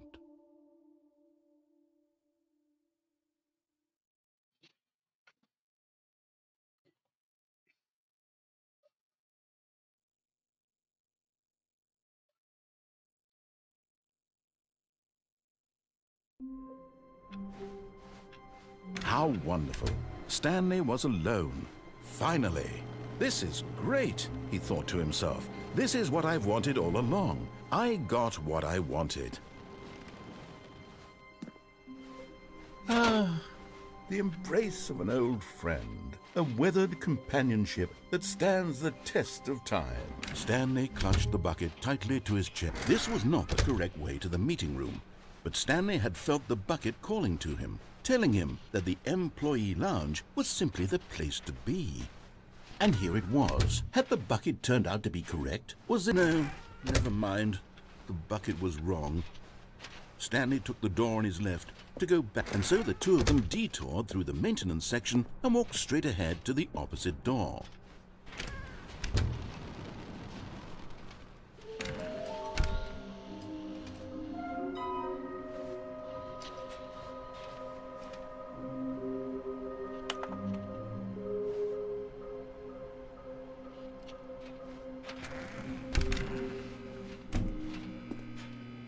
Oh, Stanley, can you feel it?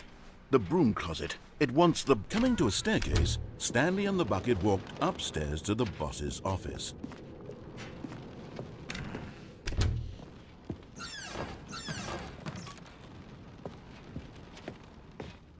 Stepping into his manager's office, Stanley was once again stunned to discover not an indication of any human life. Crushed by the weight of this revelation, Stanley may have broken down into an emotional dumpster fire, if not for the suit. But Stanley guessed the correct code by sheer luck. Was it that the bucket knew all along? Was the bucket guiding him? Yes, this is certainly the most logical explanation.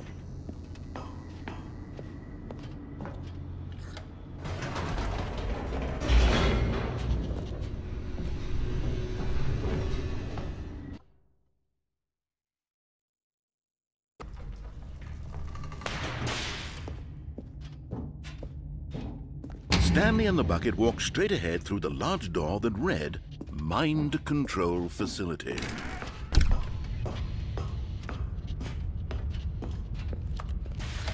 The lights rose on an enormous room packed with television screens. What horrible secret did this place hold? Stanley and the bucket both wondered to themselves.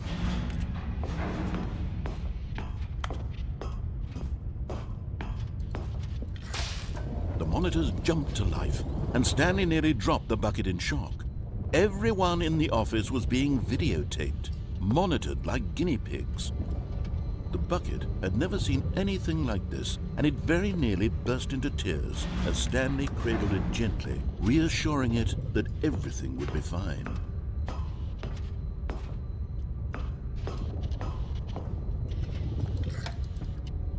Was the bucket under the mind control facility's influence as well?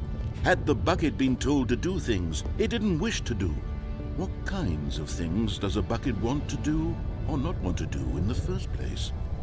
These questions raced furiously in Stanley's feeble mind. No! He screamed into the bucket. He couldn't accept it. His own life in someone else's control, never! He squeezed the bucket tighter, his one friend in the entire world. At this point, he could trust no one except for the bucket.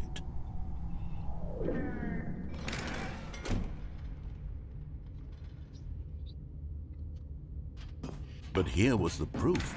The heart of the operation. Controls labeled with emotions, happy or sad or content. Walking, eating, working, all of it monitored and commanded from this very place. And as the cold reality of his past began to sink in, Stanley decided that this machinery would never again exert its terrible power over another human life. For he and the bucket would dismantle the controls for good. Two best friends, Stanley and the bucket, up against the world. They high-fived in a really cool way, and the bucket made a sassy comment about taking down the system.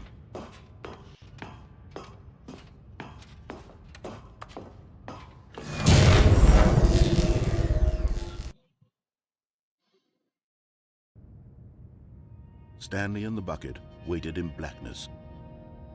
Was it over? Yes, they had done it.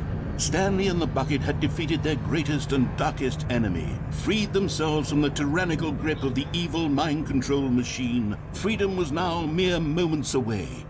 Excitedly, the two of them began to discuss the kind of life they wanted to live once they stepped through this massive door. The bucket wanted to learn to roller skate.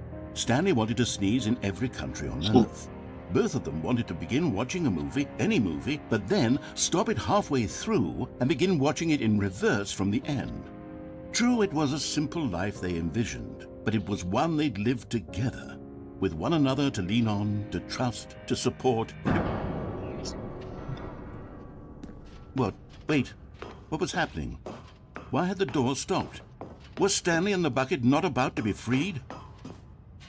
An unbearable silence filled the room, lingering in uncertainty, until finally the truth hit Stanley square in the face. This building did not want the bucket to leave. Even the facility itself recognized the incredible calming presence of the bucket, needed the soothing warmth of the bucket, would go to any lengths not to part with the bucket. No. Stanley can't leave this place. Not while he has such a precious bucket in his arms. Not while this building has anything to say about it. Stanley realized he would never again leave this very room. But at least he has the bucket. To be trapped eternally in darkness isn't really so bad, Stanley thought to himself. As long as I have my bucket with me, right? I'll be okay, won't I? Stanley gulped. Very soon now, he was about to find out.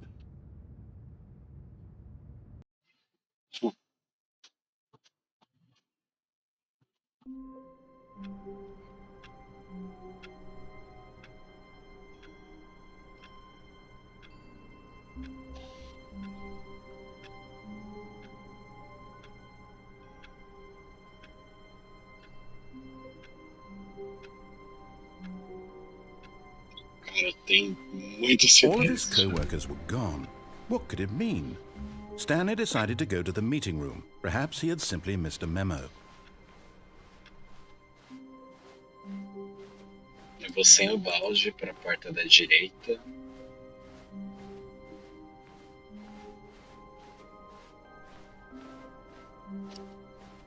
When Stanley came to a set of two open doors, this was not the correct way I to the will meeting listen. room, and Stanley knew it perfectly well. Perhaps he wanted to stop by the employee lounge first, just to admire it. It was okay. But eager to get back to business, Stanley took the first open door on his left. And so he detoured through the maintenance section, walked straight ahead to the opposite door, and got back on track.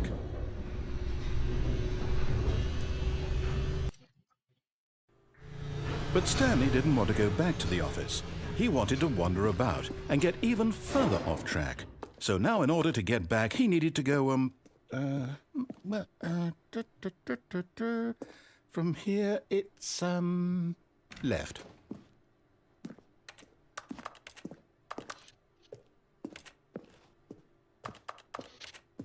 Oh, no, it's to the right, my mistake. No, not the right. Why would I have ever said it was to the right? What was I thinking? It's clearly... Oh, dear, would you hold on for a minute, please? Now, let's see. We went down right, left, down, left, right. Yep, okay, yes. I've got it now. This story is absolutely, definitely this way.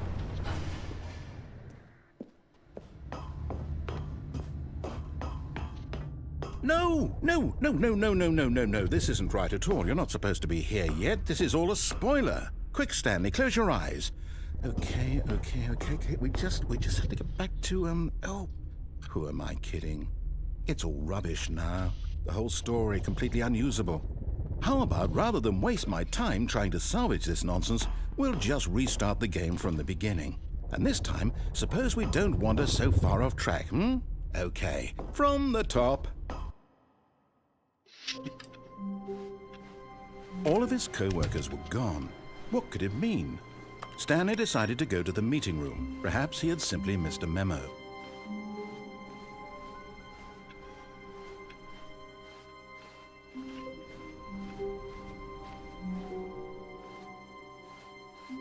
Cadê o balde?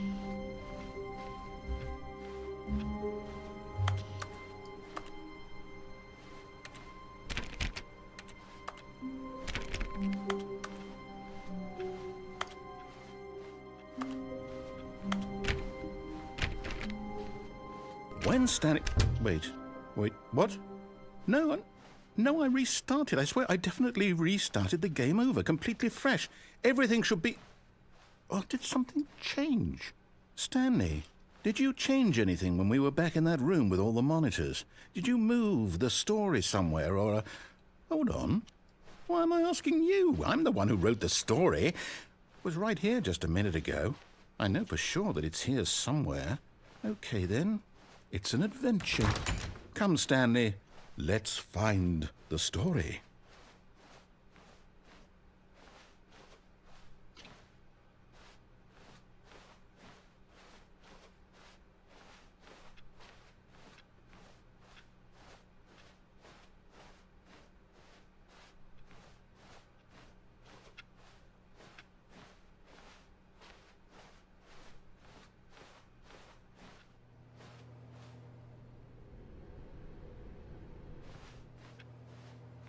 Caralho, que bacana. I'll say it. This is the worst adventure I've ever been on. I can promise you there definitely was a story here before. Do we need to restart the game again? Well, I find it unlikely that we'll ever progress by starting over and over again, but it's got to be better than this. Okay, let's give it a shot. Why not?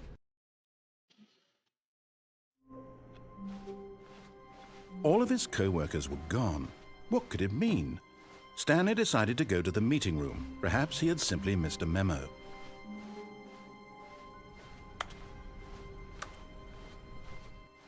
Okay, yep, it's worse. I might be remembering this wrong. It's possible the story is back where we just came from. Why don't we go back the other direction and see if we missed anything?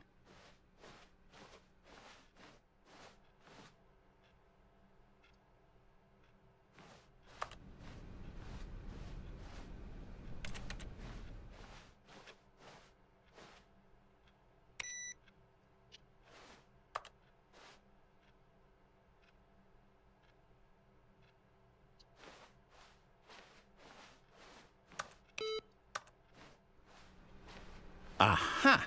I knew we'd missed something. The story. Here it comes. No, wait, never mind. Not the story. Okay, let's head back the other way and retrace our steps. Now this... Well, I'll be honest, I don't recognize this place at all. Is this the story? I don't think so. I can't quite recall, but I believe my story took place in an office building. Is that correct? Do you remember, Stanley? Well, do you know what? Since I've completely forgotten what we were supposed to be doing, how about this? You win! Congratulations! I know you put in a lot of hard work, and it really paid off, so good job. Oh, no. No, I don't feel right about this at all. We both know you didn't put in any actual work for that win. Some people win fair and square, and this was not one of those situations. Okay, I'm getting weirded out by whatever this place is. I don't care what might happen this time, I have to restart.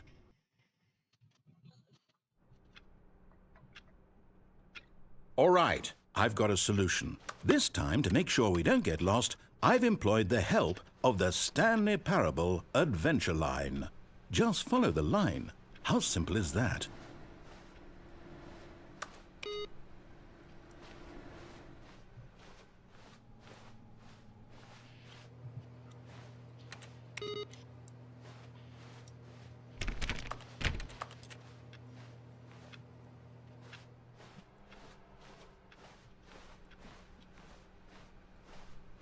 No, I'm done. We're leaving it up to the line from now on.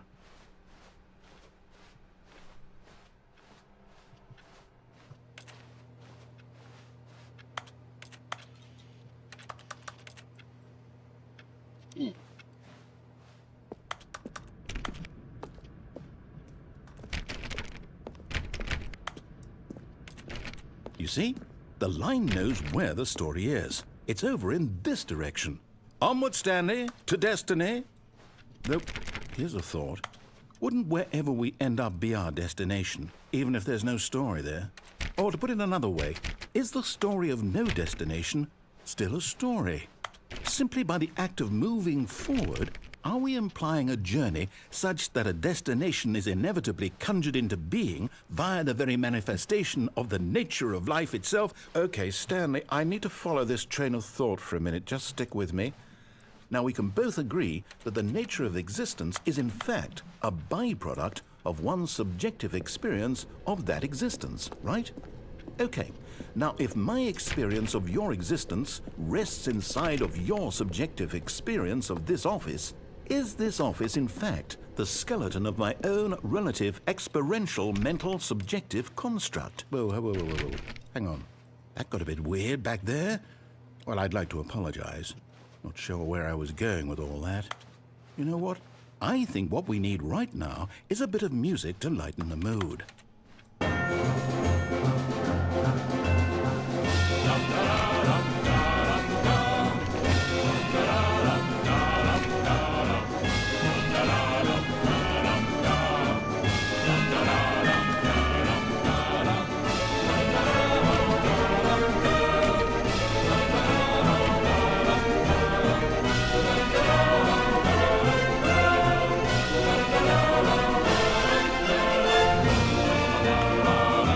Yo, Mayday.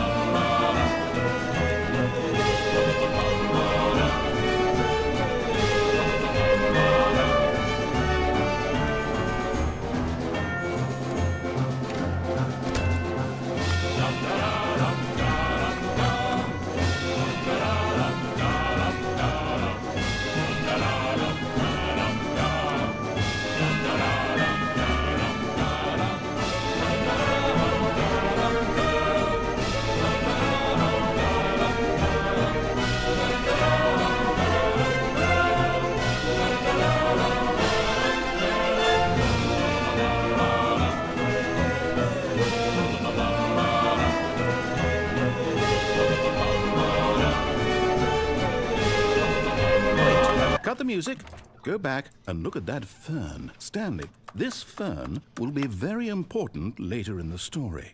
Make sure you study it closely and remember it carefully. You won't want to miss anything.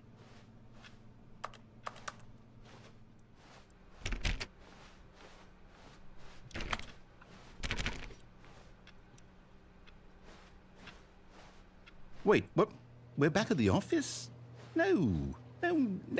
Line, you do know we're looking for the Stanley Parable, right? The story? Is any of this ringing a bell?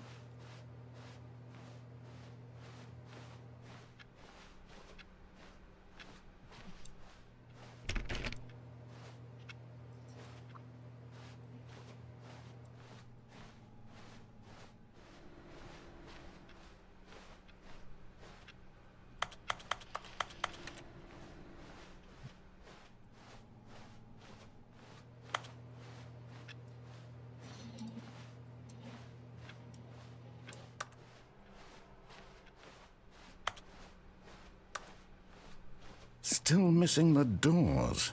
Did we make a mistake following the line? Perhaps we could have found the story on our own.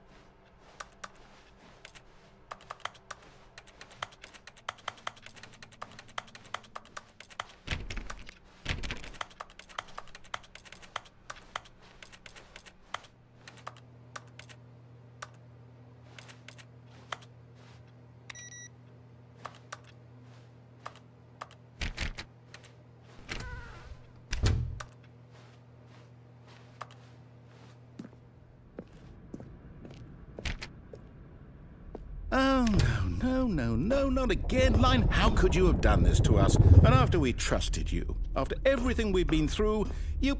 Oh, I can't take this anymore. To hell with it. Restart.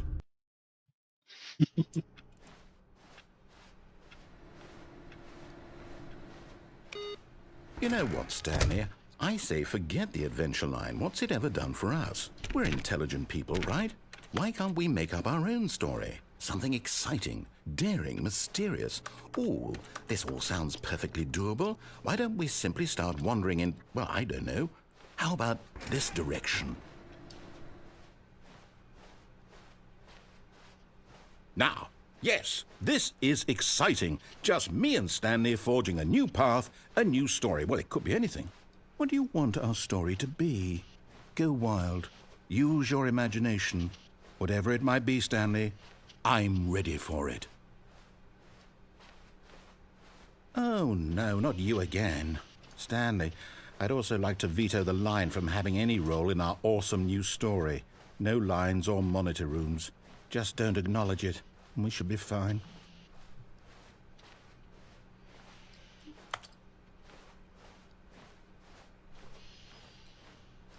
Ah, a choice.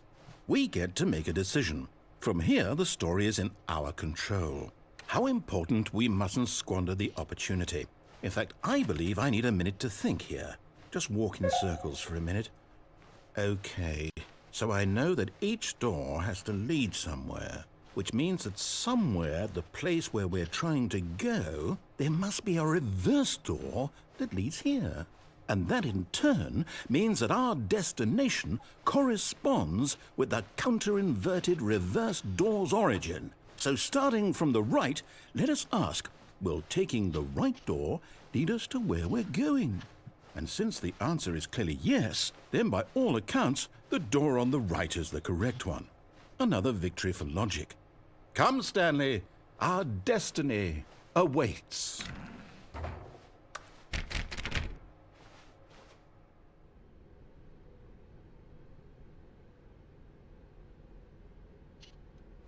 Oh, hold up, what's this? The confusion ending. You're telling me that's what this is? It's all one giant ending? And we're supposed to restart the game, what, eight times? That's really how all this goes? It's all determined? So now, according to the schedule, I restart again. Then what? Am I just supposed to forget? Well, what if I don't want to forget? My mind goes blank simply because it's written here on this thing, wall. Well, who consulted me? Why don't I get to decide? Why don't I get a say in all of this? Is it really? No, it can't be. I don't want it to be. I don't want the game to keep restarting. I don't want to forget what's going on. I don't want to be trapped like this. I won't restart the game. I won't do it. I won't do it. I won't do it. And the timer stopped? Does that mean, did we do it? Did we break the cycle? The, whatever it is that made this schedule? How would we even know? Will someone come for us? Will something happen? So, okay. I guess now we just wait, you know. I suppose in some way that this is a kind of story, wouldn't you agree? I'm not quite sure if we're in the destination or the journey, though they're always saying that life is about the journey and not the destination, so I hope that's where we are right now. We'll find out, won't we? Eventually. Well, in the meantime, if you...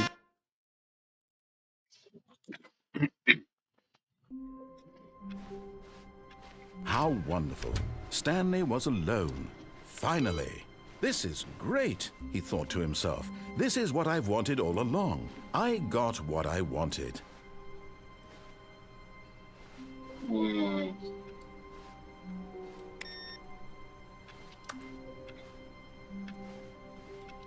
The bucket made Stanley want to be a better man and a better co-worker.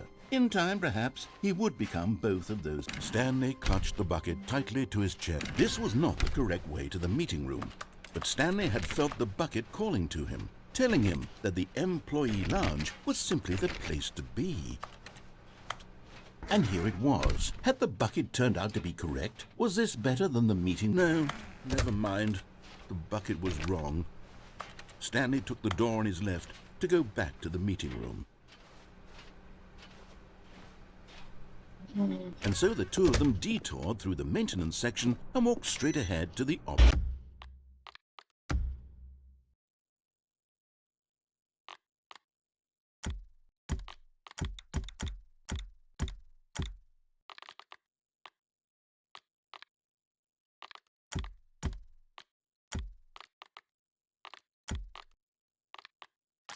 Door.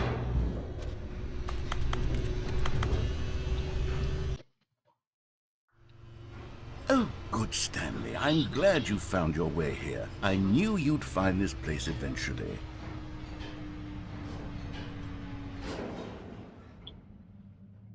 You see, your friends and I are concerned for you, Stanley. We've come together here because we care about you very much. It's this bucket you're carrying around everywhere.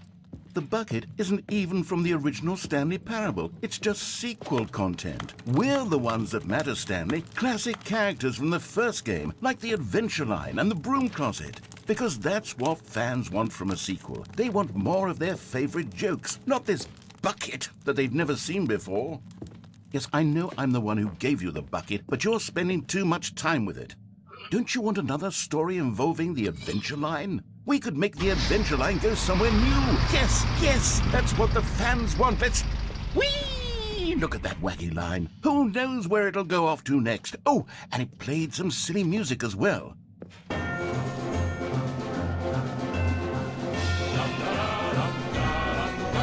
Now this is what the Stanley Parable is all about. Don't you remember all those great jokes from the original dialogue? Also, Stanley is addicted to drugs and hookers. Yes, it's as classic now as it was back then. Let's do it for the fans, Stanley. Let's give them more content exactly like this. But if we want to do that, you're going to have to give something up. Don't you get it, Stanley? We need to get rid of the bucket. That's why I'm very proud to introduce a brand new character. This is the Bucket Destroyer. I think it'll make a wonderful new addition to the rich lore of the Stanley Parable. True, it also was not in the original game, but it's such a well-fleshed-out character with so much personality that to me it already feels as though it's been part of the cast all along. Don't you agree? Can you guess what the Bucket Destroyer does? Surely you don't need me to spell it out for you. Go ahead now, Stanley. Say goodbye to the bucket, and then pop it into the machine when you're ready.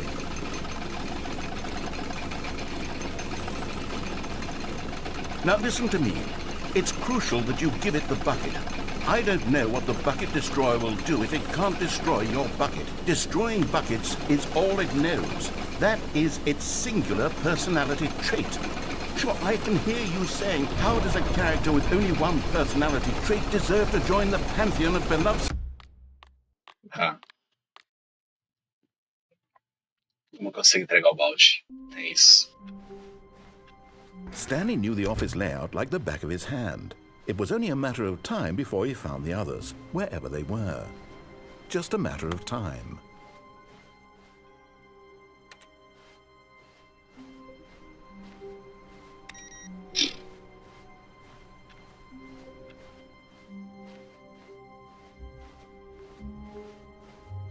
When Stanley came to a set of 2 open doors, he entered the door on his left.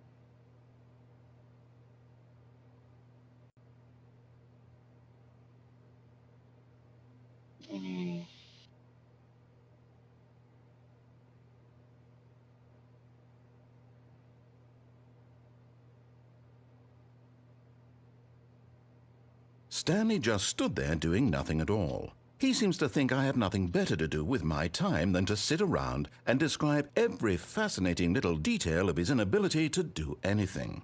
This is why Stanley and I are on such good terms.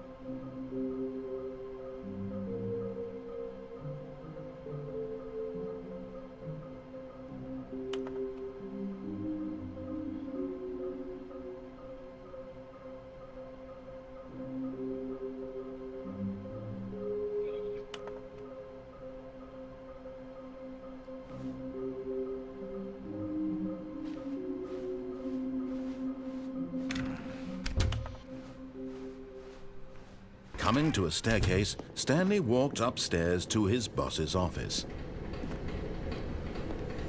You're getting close now, Stanley. You've nearly gotten all of the Figler and Marines. Very soon, you'll collect the last one, and then the first number will equal the second number, and that will be it. We'll be different people by then. Different in the sense that we used to have none of them, and now we have them all. You can't go back to when you had no Figler and Marines. None of us can. Deixa eu ver um negócio aqui. Eu preciso saber qual que falta pra mim.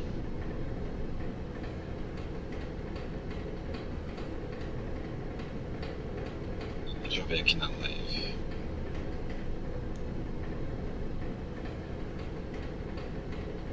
Stairs. Something. Tá, é o das escadas agora.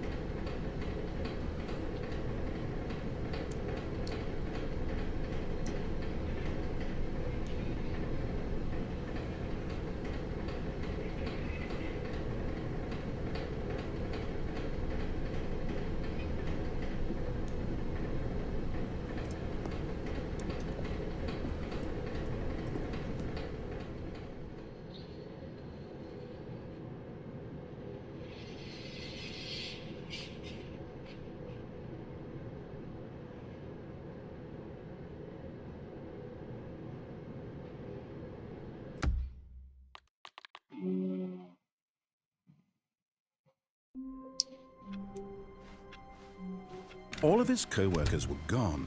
What could it mean? Stanley decided to go to the meeting room. Not everyone is so lucky to have a bucket, but Stanley is a very lucky fellow. Very lucky indeed.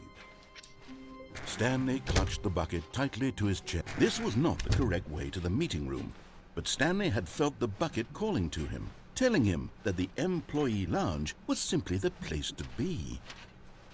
And here it was. Had the bucket turned out to be correct? Was this better than the meeting room? Yes, no, never mind. The bucket was wrong. Stanley took the door on his left to go back to the meeting room. No, Said the bucket. don't go to the meeting room. Go somewhere else. The cargo lift, yes. Go there. Go to the cargo lift.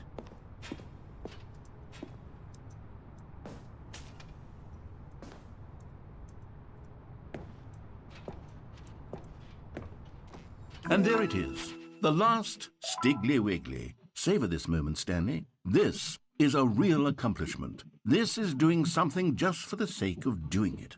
Where so many people expect to be rewarded for the most trivial achievements, you've insisted that a job well done is its own reward. I would tell you that I'm proud of you for collecting them all, but that would be like a reward, and we can't have that. So, instead I'll just say, it's done. We're all done here. And now we can go to whatever the hell you were doing before you hunted for figurines.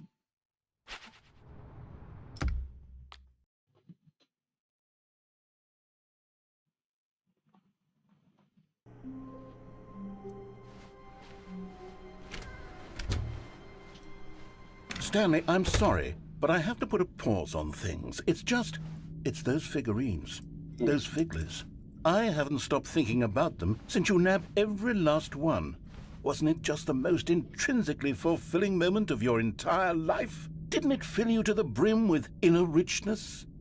Yes, I know we're supposed to be telling a story, but won't you please indulge me with one more trip back to the memory zone? I would love nothing more than to revisit the figurines. Just one more time.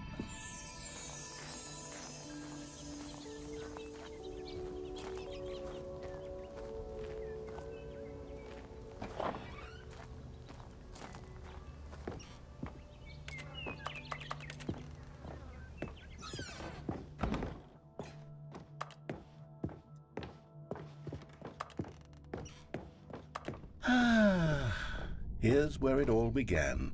The first collectible. Back then, we had no idea of how many of them we'd find. Sure, it said 6 right there on the screen, but how could we know for certain? We were so innocent. We'll never be like that again, Stanley.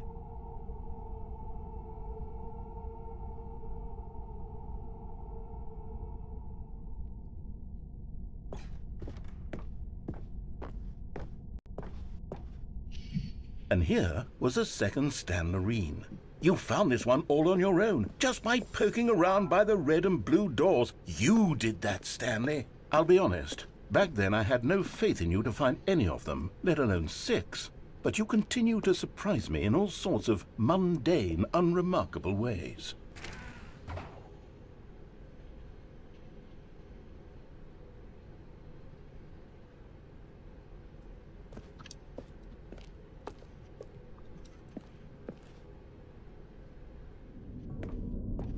Okay, let's do a little quiz. Which of these rooms was the room you found your third mini Stan? Can you remember?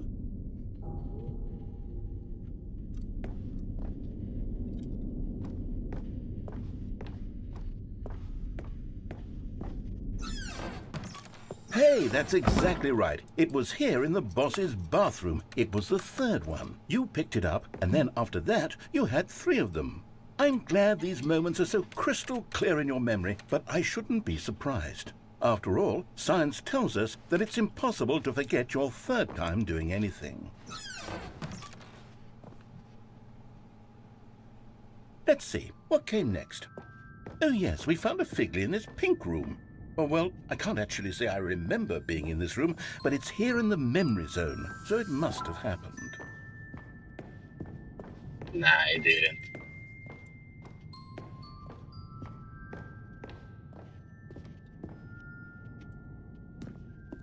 This was the 5th mini Stan, and this one was really something special. It was under the stairs. I remember it so clearly. In fact, because this one is particularly special to me, I made a little video to commemorate the occasion. Enjoy.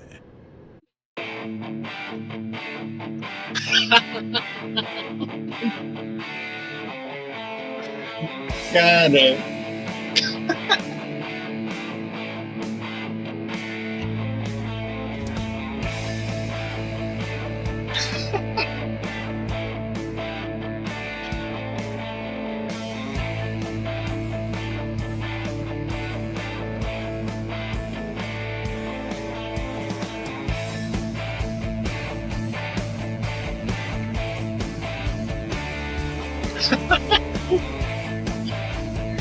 mano, cara, o humor desse jogo.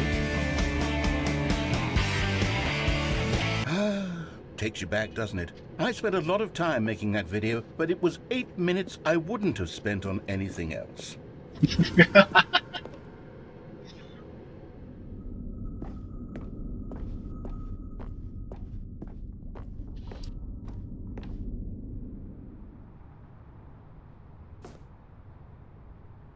And then, Stanley, then we came to the last collectible, the final figurine, right here in the warehouse. This memory is the most distinct and clear in my mind, perhaps because it was the one that happened more recently than all the others.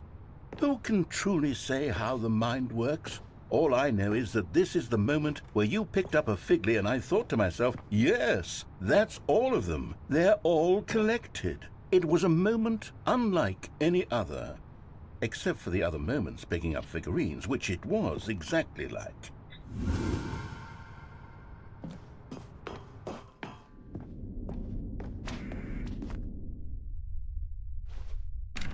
And then there was no more, because we've caught up to the present moment. Nothing left to do but move onward into the future. Goodbye, Memory Zone.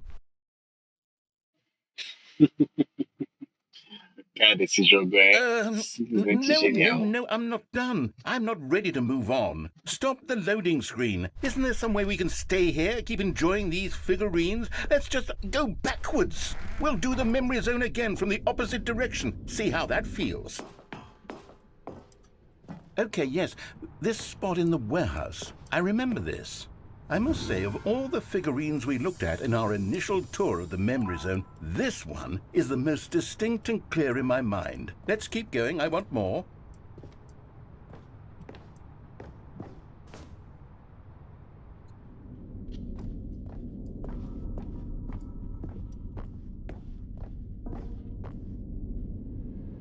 And here's where I made that video. Don't you remember the video we watched?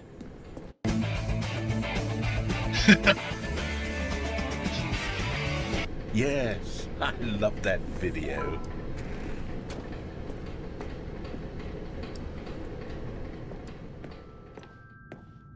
Still don't remember the pink room, Stanley. Still no memory of this one. Good room, though. A solid room.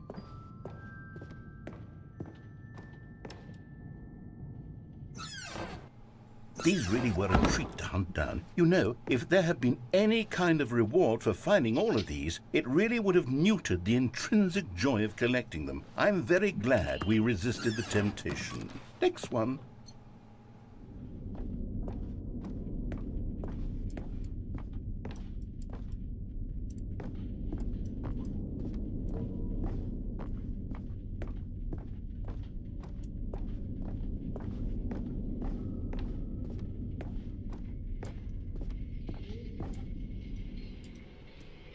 This was our second Figley. Don't you remember? Yes, I remember it too. The past is truly a wonderful thing. Why does anyone ever choose to leave it? Keep going. This is it. The very first one we found in the exhibit where I introduced you to the figlarines. Oh, I want more memories, Stanley. I want to keep going. What else is there? What came before this?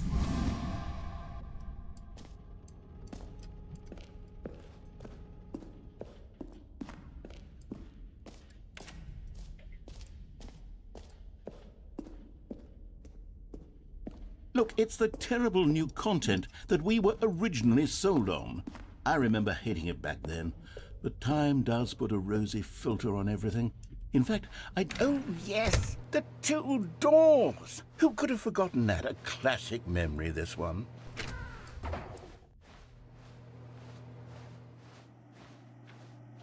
And before everything else, there was your office. Is there anything else? Was there something that came before your office? There's something I feel I can remember. I can remember.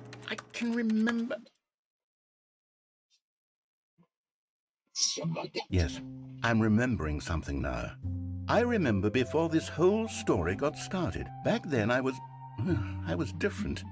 I used to make big decisions. I was passionate. I was skeptical. I weighed each decision with profound thoughtfulness. And then somewhere along the way, I stopped making decisions. I became lazy, and I came up with a character named Stanley to do my thinking for me. He would make the decisions. He would decide which way to go. I would cheer him on as he collected figurines for no reason. Why did I invent Stanley? Was I lonely? Yes, perhaps that's it. Perhaps I needed to imagine I had companionship. And Stanley really did make for a wonderful companion, even if he was a fiction. But I suppose it's grown old. I want to think for myself again. I want to go back to how it used to be. Yes, I can be on my own again. I can do it. I'll be stronger this time. I'll take care of myself. I don't need Stanley anymore. Oh, but he truly was so much fun to play with. You know what? Since we're in the memory zone, how about one more good memory? Let's go back just once and give Stanley one more run of the office, and then I'll retire him for good. I did enjoy telling his story so very much. Okay, here we go. This is the story of a man named Stanley.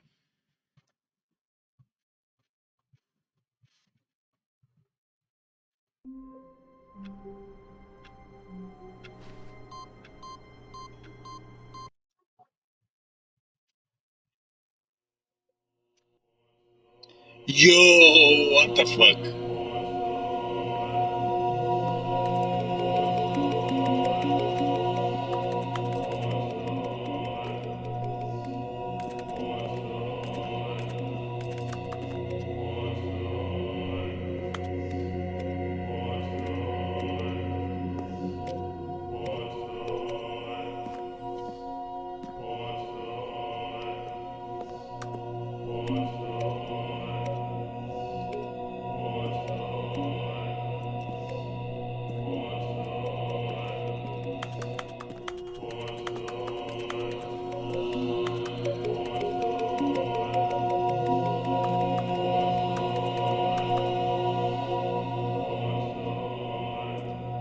Cara, que final é esse?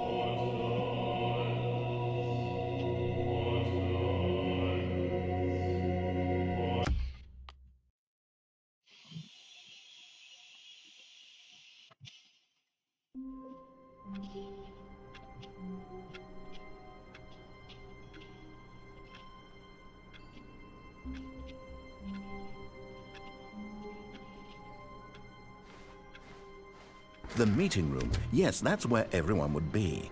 Stanley just needed to get to the meeting room, and from then on, he would never be alone. It takes a lot of humility to carry a bucket so magnificent. Stanley checked his ego and then proceeded onward.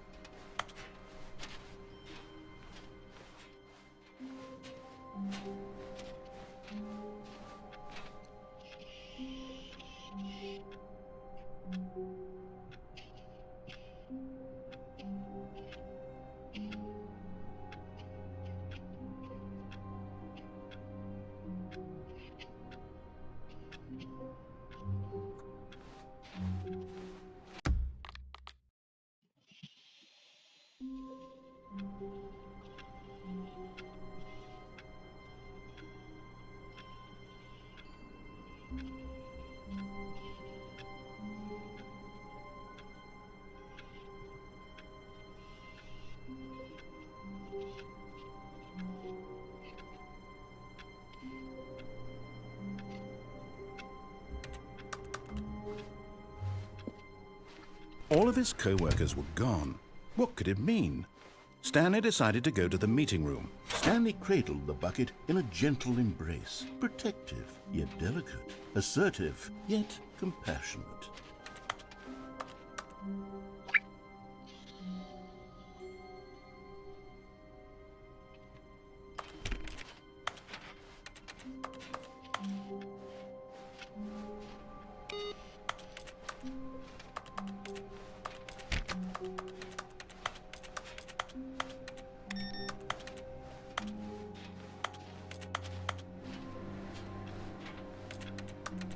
Stanley clung the bucket to his cheek. Could his co-workers really all be gone?